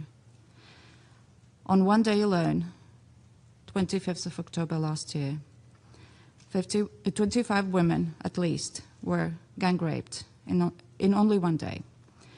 A 14-year-old girl was abducted and gang raped the day before. These are just 2 horrific examples, and we heard many more today. And this is going on. The ICC has also warned this council that sexual violence, including rape, is being used as a weapon of war in Darfur. As Ms. Wosurno said, 12 million women and girls face a crisis in this crisis. And these are not numbers, these are human beings like us. More, there are alarming reports that in Khartoum and Blue Nile state, 2 women have been sentenced to death by stoning. This is incompatible with the international human rights law and against any norms of human dignity. So we call on Sudanese authorities to revise this decision immediately. To make accountability real, the UN country team's capacity to monitor, document, and report human rights violations, including conflict-related sexual violence, must be strengthened. And where criteria met, perpetrators should face targeted listings, including under 1591 sanctions regime. A solution that poses violence while entrenching coercion and impunity will not hold. We've seen that in Sudanese history. So, Mr. President, external support continues to fuel this war. and both sides benefit from that outside backing. The flow of arms, financing, and other enabling assistance must stop. All states must comply with the relevant Council measures, including the arms embargo. And we do commend the efforts of regional and international partners, particularly the United States, the Quad, the Quintet, for humanitarian truce, to advance talks and bring parties to the table. And indeed, action by this Council is urgent to stop this, to protect Sudanese civilians, Sudanese women and girls from this systemic and brutal violence, to provide human access for starving populations, for starving children. So let us just do that, and with a united voice in this Council. Thank you. I thank the representative of Latvia for the statement, and I give the floor to the representative of Panama.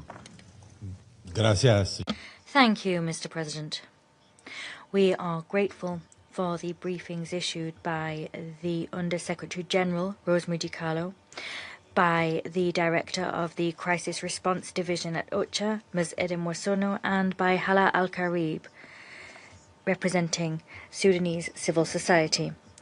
We welcome the participation of Her Excellency Yvette Cooper, Secretary of State for Foreign, Commonwealth and Development Affairs of the United Kingdom, and we welcome the fact that under the UK presidency of the Security Council, Sudan has been established as a priority on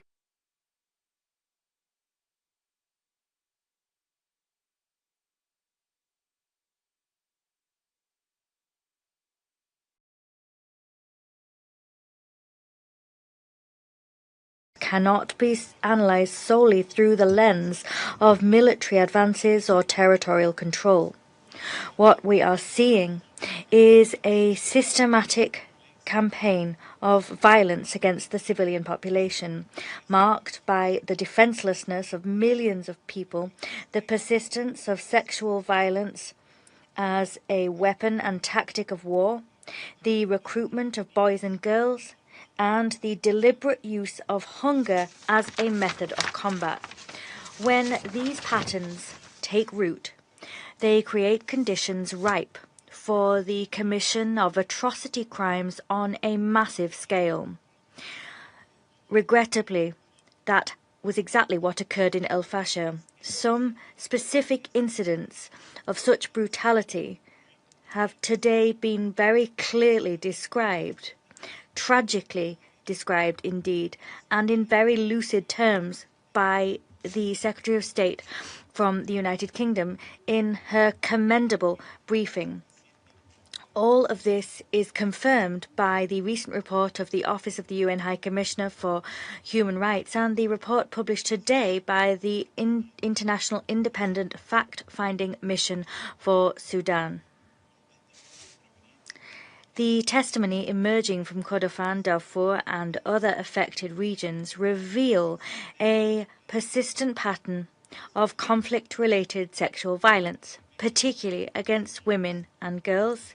It is deployed to sow terror, to compel displacement, and to destroy the social fabric. These facts demand that there be urgent protection now given to women, and that we ensure their full, equal and meaningful participation in any political process. We must also guarantee immediate access to comprehensive services for survivors.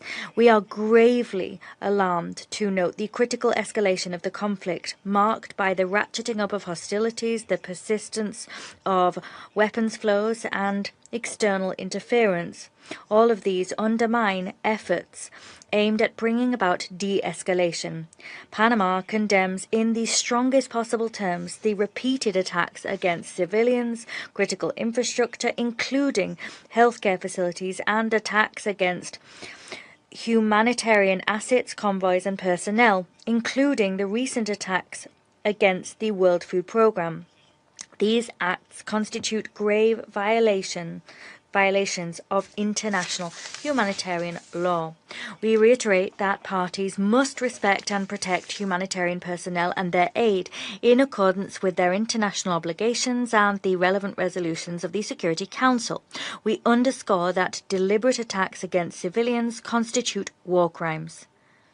Panama wishes to sound the alarm at the situation of children in Sudan. According to data recently issued by the United Nations, around half of those in need of life-saving assistance are boys and girls. That is a reflection of a collective failure to protect the most vulnerable.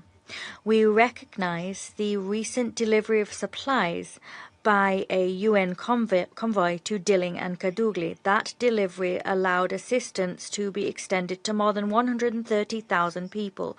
Such access must be sustained and not the exception. Humanitarian assistance must remain neutral, impartial, and independent. President, this Council must act coherently and with resolve. It must fully leverage all tools at its disposal, including targeted sanctions to guarantee accountability. Panama echoes what was said by the Secretary General at the recent African Union summit.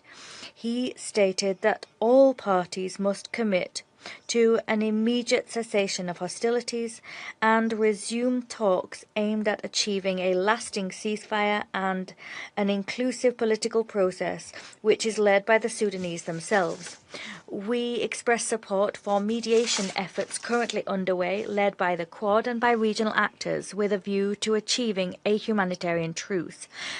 An immediate cessation of hostilities for humanitarian purposes is critical to halt the suffering of the population. Moreover, we urge all member states to refrain from any form of external interference liable to fuel the conflict. We urge all to uphold their obligations under international law and to fully implement the relevant resolutions of this Council. President, more than 1,000 days after the eruption of the conflict, the situation in Sudan demands strategic coherence and political resolve.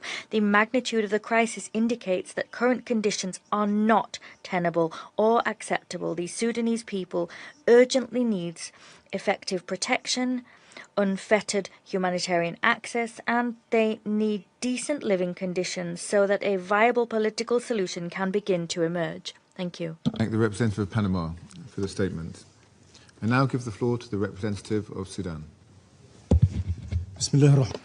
In the name of God, the compassionate, the merciful, Mr. President, we would like to welcome your presidency of the Security Council during the current month of February. I also express my thanks to Mrs. Rosemary DiCarlo, Under Secretary General for Political and Peace-Building Affairs, and Mrs. Edem Wazarno, Director of Operations and Advocacy at OCHA,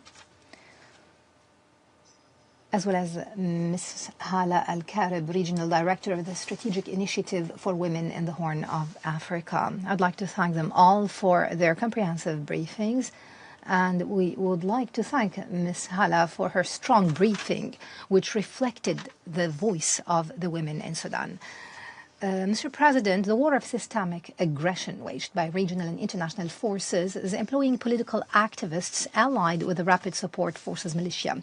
This war has placed Sudan before a single choice, confronting an existential threat that is working like a plague to dismantle the Sudanese state. It's trying to eliminate the Sudanese Armed Forces through misleading and false narratives under the pretext of combating the Muslim Brotherhood, whose long rule was overthrown by the December 2019 revolution.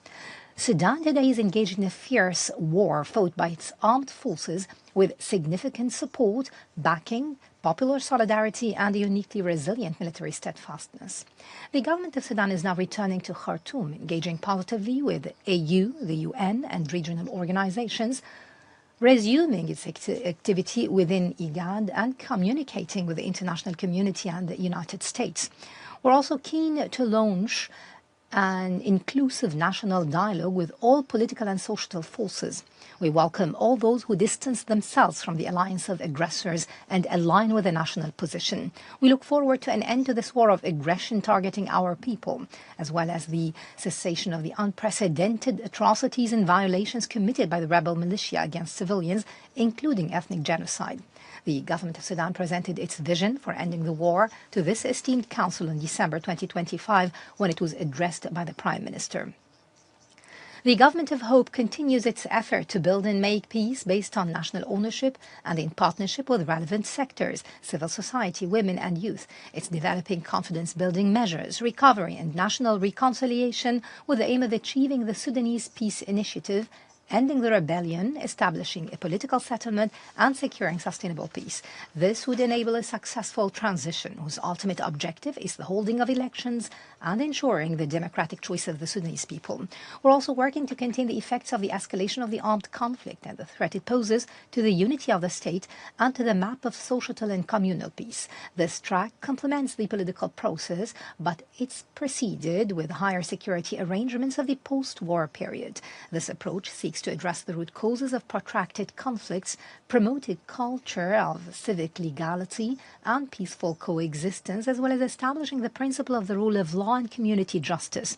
For these are frameworks for transitional justice. It also aims to contain rebellious tendencies, hold the cycle of violence and hate speech, while engaging social actors, including leaders of traditional administrations, religious and Sufi leaders, academics, women, youth and girls in the project of peace building and peacemaking according to the relevant Council resolution. This is in addition to voluntary return policies and reconstruction and rebuilding effort. We're trying to foster a Sudanese national identity reconciled with the realities of cultural and linguistic diversity.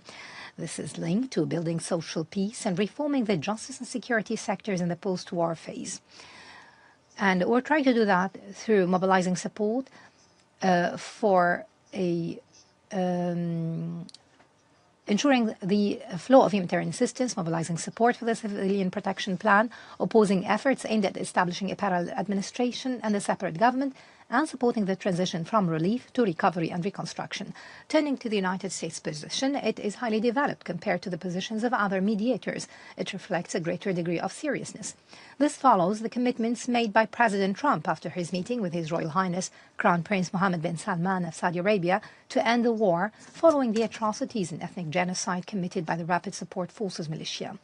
We support the U.S.-Saudi-Egyptian engagement aimed at ending the war, following the clear commitment of President Trump and the repeated statements by U.S. Secretary of State Marco Rubio regarding pressure on the militia and its sponsors to halt arms shipments.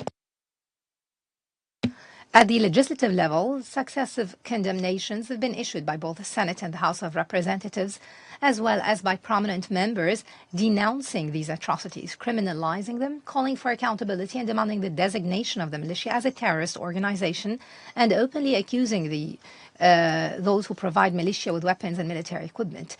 In this regard, we appreciate the statements made by U.S. Secretary of State Rubio on the 12th of November 2025, in which he unequivocally condemned the RSF militia and rejected its narrative, affirming that the abuses and atrocities committed are at the hands of rogue elements. He further affirmed his support for the call by Congress to designate the militia as a terrorist organization if doing so would contribute to ending the war.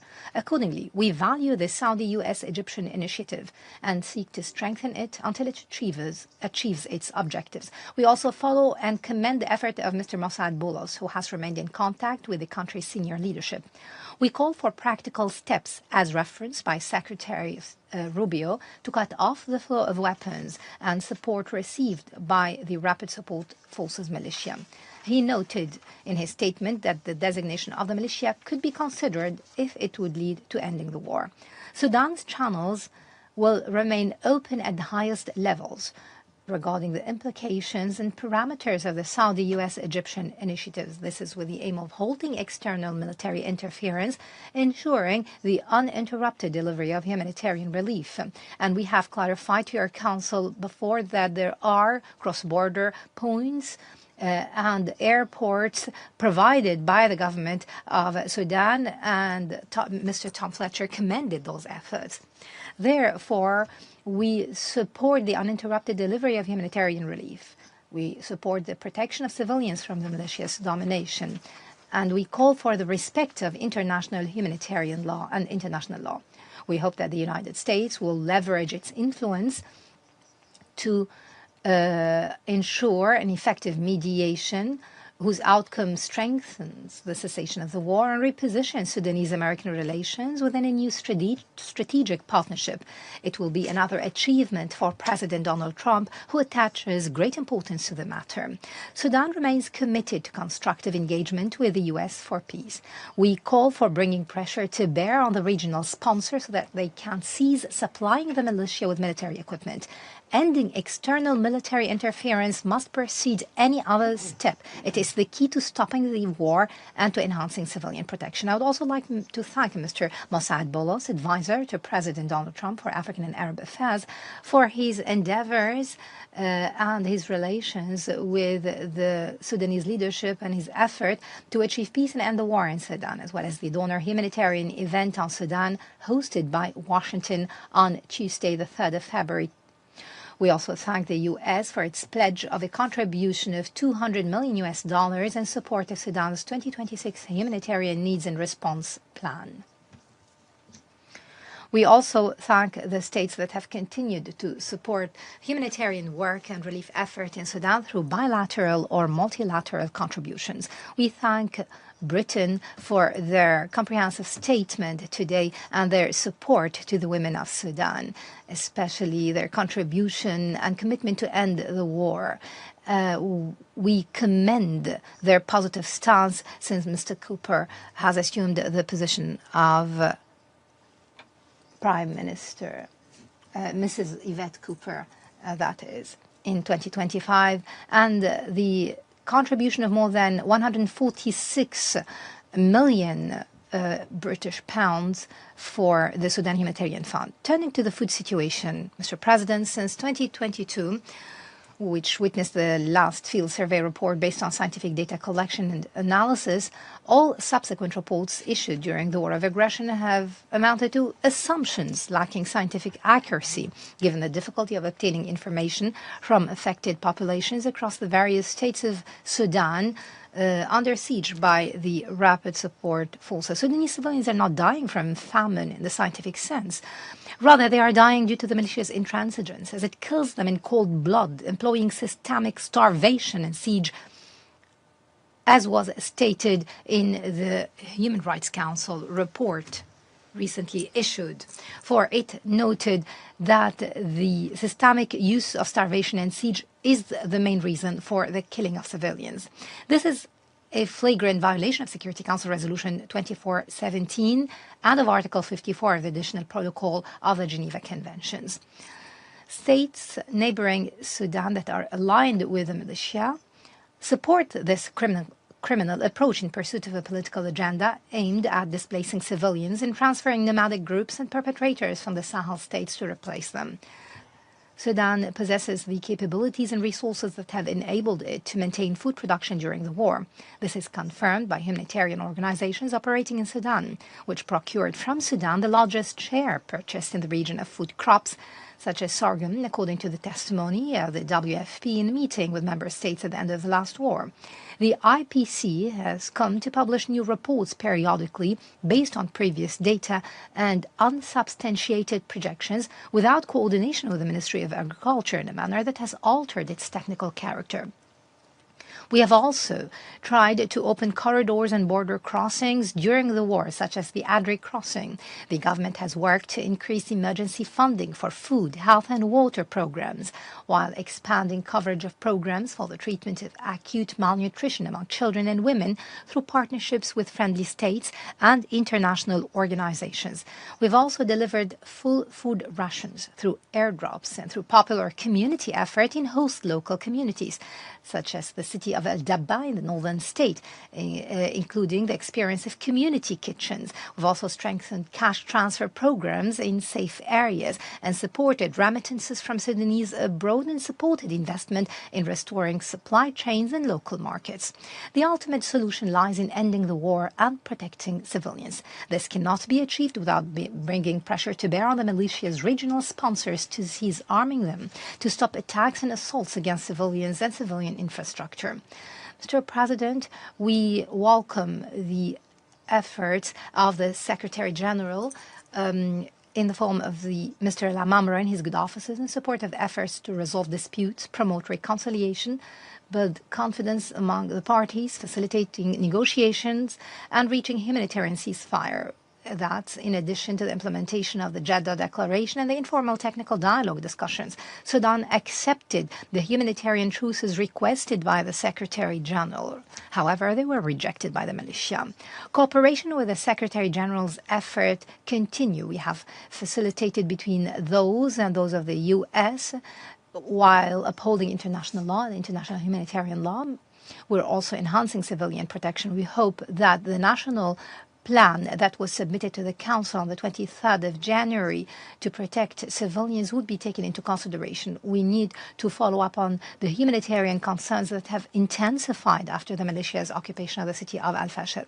We look forward to the activation of Resolution 1591 concerning the arms embargo on Darfur, as regional sponsors have continued to smuggle weapons to the militia, targeting Sudan's territorial integrity and sovereignty, seeking to dismantle the state so that it becomes a prize for nomads, perpetrators, and foreign mercenaries, and to impose UN sanctions upon them. Sudan will reject any expansion of the scope of Resolution 1591 and any arms embargo imposed on the Sudanese Armed Forces. We believe this would be a support to the militias. We believe shortcomings can be addressed by revitalizing the Jeddah Declaration, which contains commitments that can be built upon. We also stress that the government of Sudan supports and coordinates with those experts on human rights, especially with the latest visit by the High Commissioner for Human Rights, the visit of His Excellency Mr. Volker to Sudan.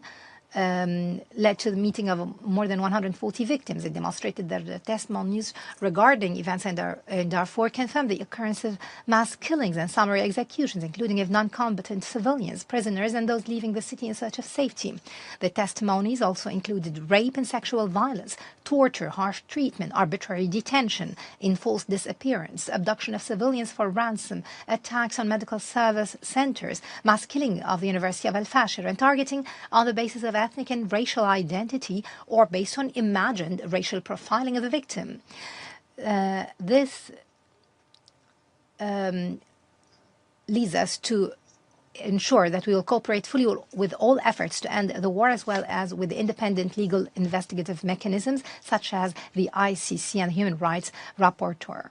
Therefore, we require a firm position aimed at the following: call upon the Council and the international community to take firm measures and impose UN sanctions on the militia and its leadership. For this only prolongates the war and the suffering. We have to put an end to the efforts of the militia and the foreign mercenary advocates. We have to persuade the regional sponsor to cease supplying the rebel militia with weapons and advanced drones. We have to stop the recruitment of foreign mercenaries from any country. We need to take punitive action against perpetrators. We have to support the voluntary return of refugees and the IDPs. We should support Sudan's peace initiative, which calls for civilian protection, and designate the militia as a terrorist group based on the genocide committed in Al-Fashir, and condemn parties that continue to introduce weapons, supplies, drones, and to deploy mercenaries and foreign fighters despite claiming support for a political solution, thereby prolonging the war. Thank you, Mr. President. I thank the representative of Sudan for the statement, and I give the floor to the representative of Saudi Arabia. Bismillah ar-Rahman. In the name of God, most compassionate, most merciful, at the outset, I would like to welcome Her Excellency, the Secretary of State for Foreign Affairs of the United Kingdom. And I would also like to welcome Mr. Masad Boulos, the advisor to the U.S. President. And we would also like to thank the United Kingdom for including the issue of Sudan on the ministerial debates program at this critical juncture. We would also like to thank the briefers led by Ms. DiCarlo, the USG for Political and Peace-Building Affairs. And we thank all the briefers for their detailed insights that have highlighted the political and humanitarian challenges in Sudan. Mr. President, Your Excellencies, the situation in Sudan requires all of us to work in the spirit of cooperation and solidarity to end the crisis. The Sudanese people face unbearable challenges represented by multiple things, including the tragic insecurity and food insecurity and the lack of the most basic requirements for daily life. There is no doubt, Mr. President, that the serious humanitarian consequences are a direct result of targeting the unity of Sudan and its state institutions, leading to an expanded conflict throughout the country. Despite the promises in Jeddah and the Security Council resolutions, including 2730, 2286, and 2791, these resolutions are clear and that cannot be misinterpreted. Mr. President, my country condemns in the most harsh of terms the criminal attacks by the RSF against the Quick Military Hospital and the WFP activities and a bus of civilian passengers through drone attacks that have led to the killing of dozens of civilians, including women and children, as well as targeting humanitarian convoys in Kordofan. These heinous acts cannot be justified in any way. Therefore, we call on everyone to abide by their moral and humanitarian obligations and secure humanitarian access as per international law. Mr. President, my country's efforts have begun since the start of the crisis to end the crisis in Sudan through the Jeddah negotiations and the continued efforts with friendly and sisterly nations, including the United States. And in this context, we thank the efforts of the U.S. administration and the envoy Mas'ad Boulos to end the conflict, and we express our appreciation for the efforts led by the U.S. to reach a humanitarian truce and a comprehensive resolution in Sudan. There is no doubt that humanitarian access is one of the critical priorities for the Kingdom of Saudi Arabia, and here we welcome the efforts of the government to open the Adri crossing and emphasize the need for access to all those who need assistance as per international humanitarian law and as per the Jeddah Declaration of May 11th, 2023 and the relevant Security Council resolutions.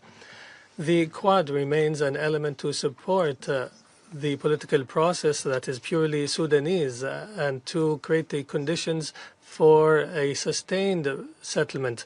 We also applaud the role of regional actors, including the African Union, the League of Arab States, as well as the UN envoy, Mr. Tamtan Aramra, who all of these roles remain essential to address this conflict.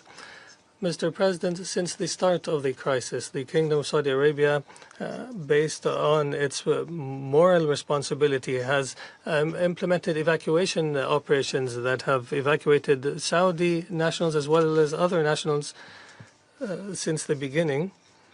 And the number of persons who have been evacuated reached 8,455 persons from 110 states, which is an embodiment of the Kingdom's commitment to international solidarity. We have also presented humanitarian assistance in the value of $100 million through the King Salman Center for Relief and Humanitarian Works, bringing the total contributed by the Saudi Arabian Kingdom to more than $140 million. And the total assistance provided to Sudan, documented by the Saudi assistance platform from different sources, has reached more than $3.1 billion, which is a reflection of our clear and strong commitment to the Sudan. In conclusion, the Kingdom of Saudi Arabia reiterates its support for all efforts aimed at a permanent ceasefire in Sudan and aimed at an inclusive political process led by the Sudanese without prescriptions, in a manner that preserves the state institutions and promotes stability and security and allows the Sudan to overcome this difficult phase and to look forward to a future of peace, stability, and prosperity. Thank you, Mr. President. I thank the representative of Saudi Arabia for the statement, and I give the floor to the representative of Egypt.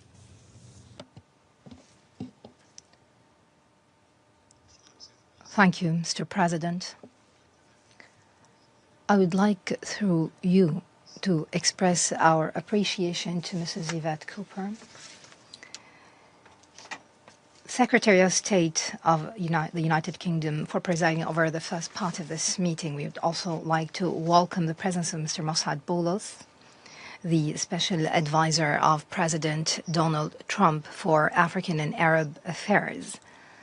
We would also like to thank Ms. Rosemary DiCarlo, Under Secretary General for Political and Peace-Building Affairs, and Mrs. Hala Al-Karib and Mrs. Idem Osorno, head of OCHA in Sudan. Mr. President, the war in Sudan is entering its third year as the suffering of the brotherly Sudanese people continues to deepen. What we heard in today's briefings provides a sorrowful and harrowing depiction of such suffering, one that requires this Council to shoulder its responsibilities and ensuring accountability for those implicated in such atrocities. Egypt's steadfast commitment to peace and stability in Sudan has been reflected and deepened and demonstrated through several milestones, most recently through hosting the 5th consultative meeting on strengthening peace initiatives and efforts in Sudan. This took place on the 14th of January 2026. Moreover, Egypt continues its effort to facilitate the entry of humanitarian assistance to support those affected by this conflict in Sudan. We've also received large numbers, hundreds of thousands of Sudanese brothers and sisters in their second home, Egypt, as guests among their Egyptian brethren. Egypt is also attempting, through its participation in several tracks on Sudan, to engage positively, including the Quad mechanism, which includes the United States, the Kingdom of Saudi Arabia, and the United Arab Emirates. This aims to reach a comprehensive humanitarian truce that would lead to a permanent ceasefire throughout Sudan. It also aims at establishing safe humanitarian shelters and corridors to provide security and ensure protection for civilians. In this regard, the Quad mechanism is currently consulting among its members, in coordination with the United Nations, to agree on the parameters and details of a humanitarian truce. We hope that once a common vision is reached on these parameters and details, we hope that the Sudanese will move forward in implementing the said truce, thereby contributing in alleviating the suffering of the Sudanese people. We underscore the role played by the United Nations in supporting the achievement of and implementation of the humanitarian truce through intensified humanitarian operations directed towards the areas most affected by humanitarian suffering in North Darfur and North Kordofan. In this vein, I would like to refer to the visit of the UN High Commissioner for Human Rights to Sudan last January. This visit contributed to shedding light on the gravity of the violations committed by the Rapid Support Forces militias and on the unprecedented deterioration of the humanitarian situation in Darfur, particularly in the city of El Fasher, as well as in the Kordofan region. This was clearly reflected during his visit to the camp hosting displaced persons from El Fasher in the northern state. He also heard the testimonies regarding the militia's practices of sexual violence, and he affirmed, the High Commissioner affirmed, that the militia's use of sexual violence is considered a war crime, since they use sexual violence as a weapon. In this regard, Egypt welcomes the ongoing cooperation between the government of Sudan and the Office of the High Commissioner. This reflects the Sudan's government's commitment to seriously cooperate with the Human Rights Council and the Office of the High Commissioner for Human Rights. Mr. President,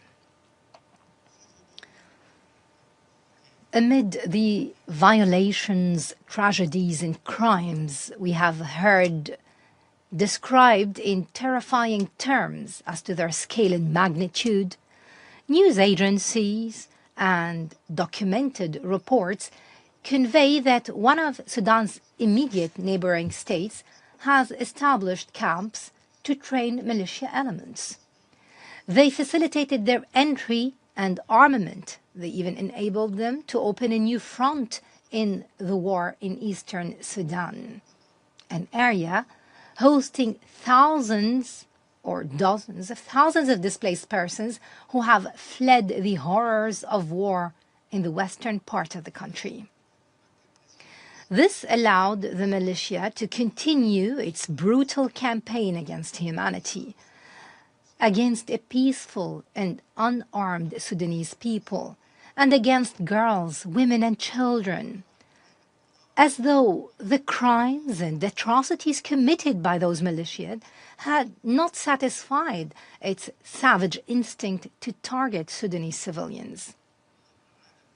Accordingly, the Egyptian presidential statement issued on the 18th of December 2025 reaffirmed Egypt's long-standing principled position on the Sudanese crisis. The red lines which Egypt has established, and Egypt will not allow them to be overstepped. These include preserving Sudan's unity and territorial integrity, preventing any tampering with its resources, preventing the secession of any part of Sudan's territory. Egypt also categorically rejects the establishment of any parallel entities or the recognition thereof in any form, as this would constitute a threat to Sudan's unity and territorial integrity. We also emphasize the need to preserve Sudan's state institutions without any prejudice thereto. In conclusion, Mr. President, I would like to reiterate Egypt's full and unwavering support for brotherly Sudan and its national institutions. We are ready to exert any effort to restore the stability of this brotherly country, enabling it to emerge from this crisis strong and resilient. Thank you, Mr. President. I thank the representative of Egypt for the statement, and I give the floor to the representative of Turkey.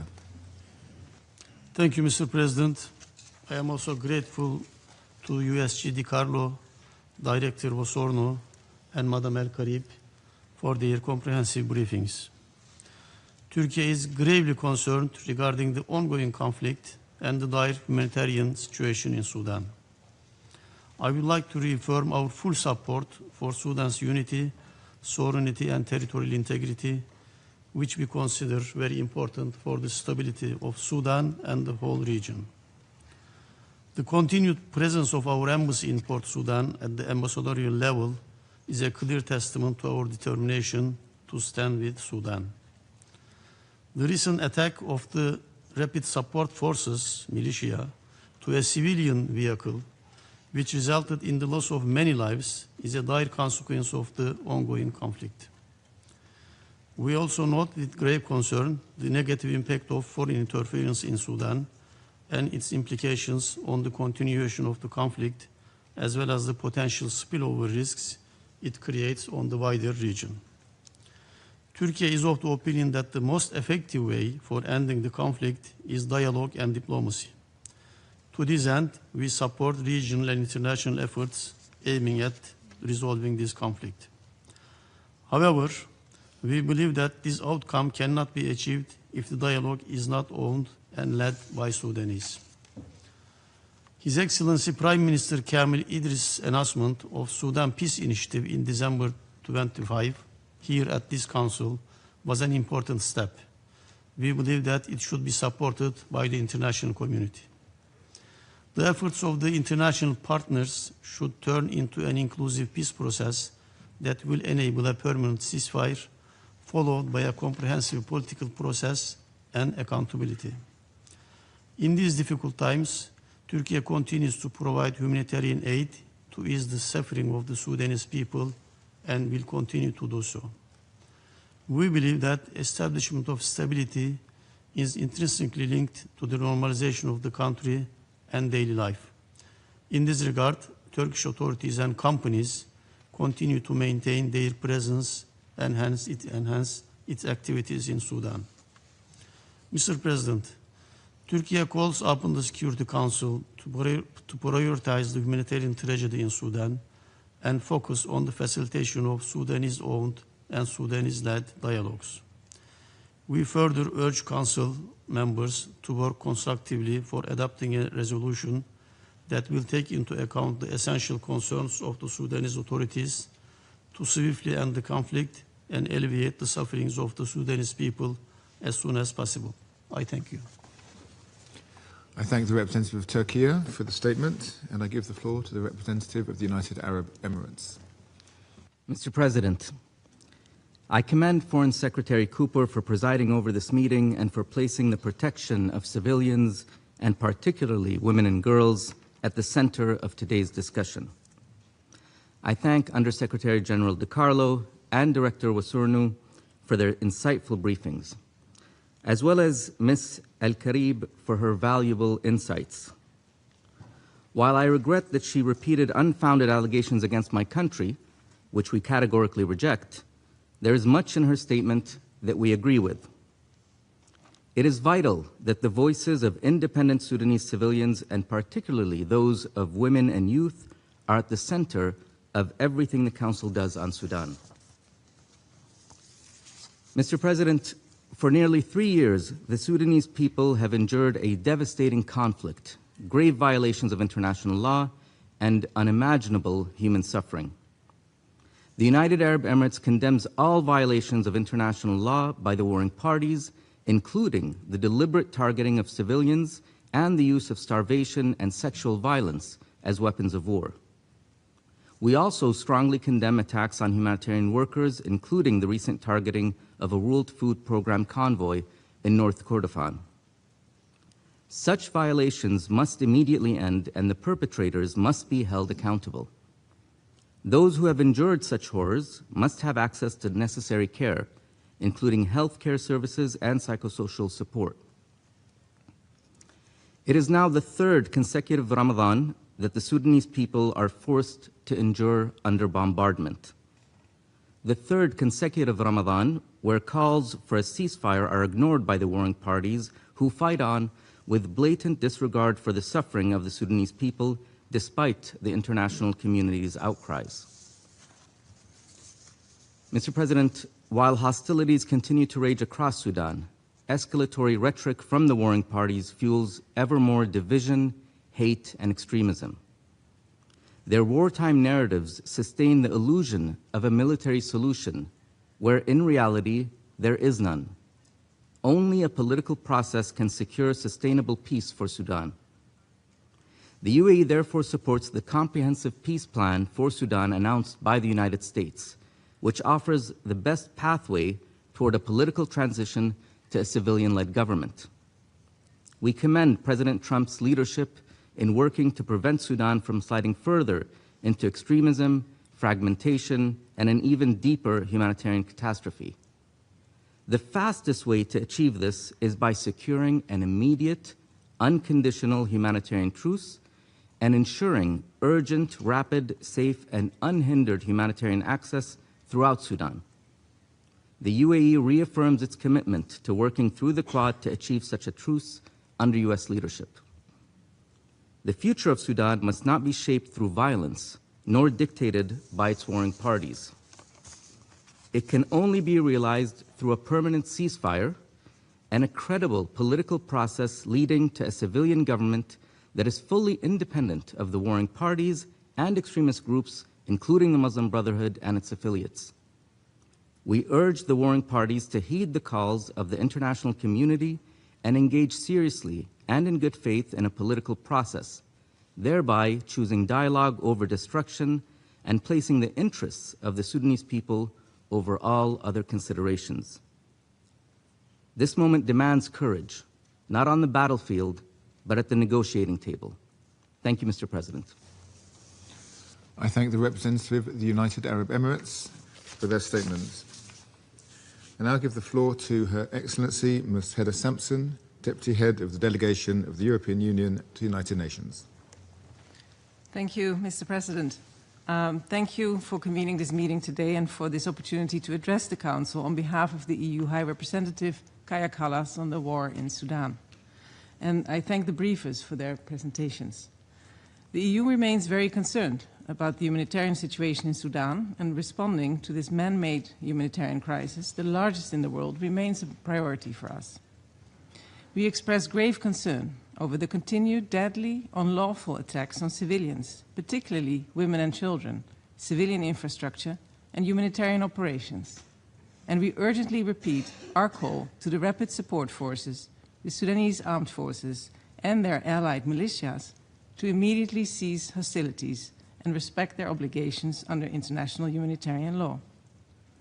Civilians, including humanitarian personnel, local and international, must be protected at all times, particularly women and girls, who remain at risk of sexual and gender-based violence, as many of you have expressed today in this chamber.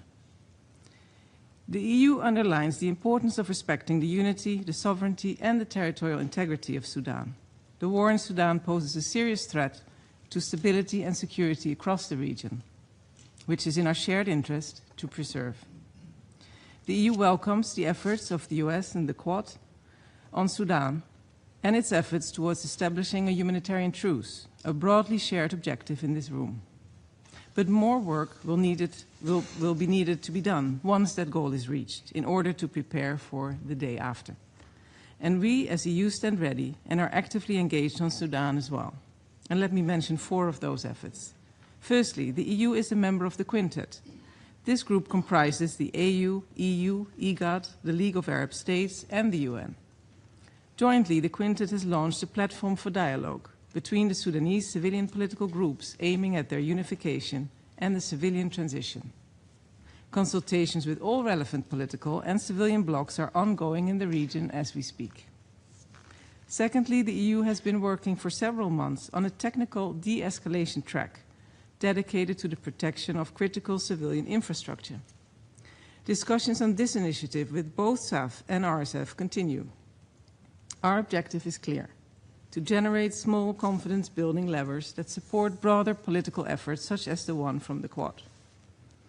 Thirdly, we see today's meeting as a key stepping stone to the Ministerial Conference on Sudan in Berlin on 15th of April 2026, which Germany will co-host with the AU, EU, France, the UK, and the United States. The conference will be another occasion for the international community to join forces and draw attention to Sudan. And lastly, the EU is a major humanitarian donor.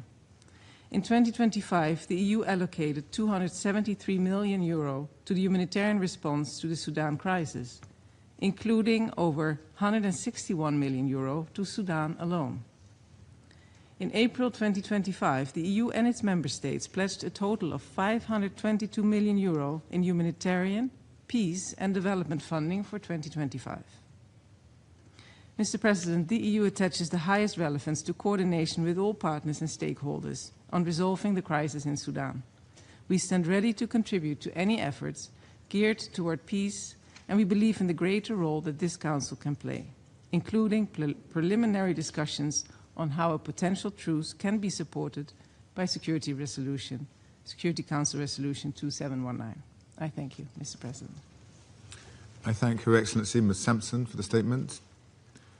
There are no more names inscribed on the list of speakers. The meeting is adjourned.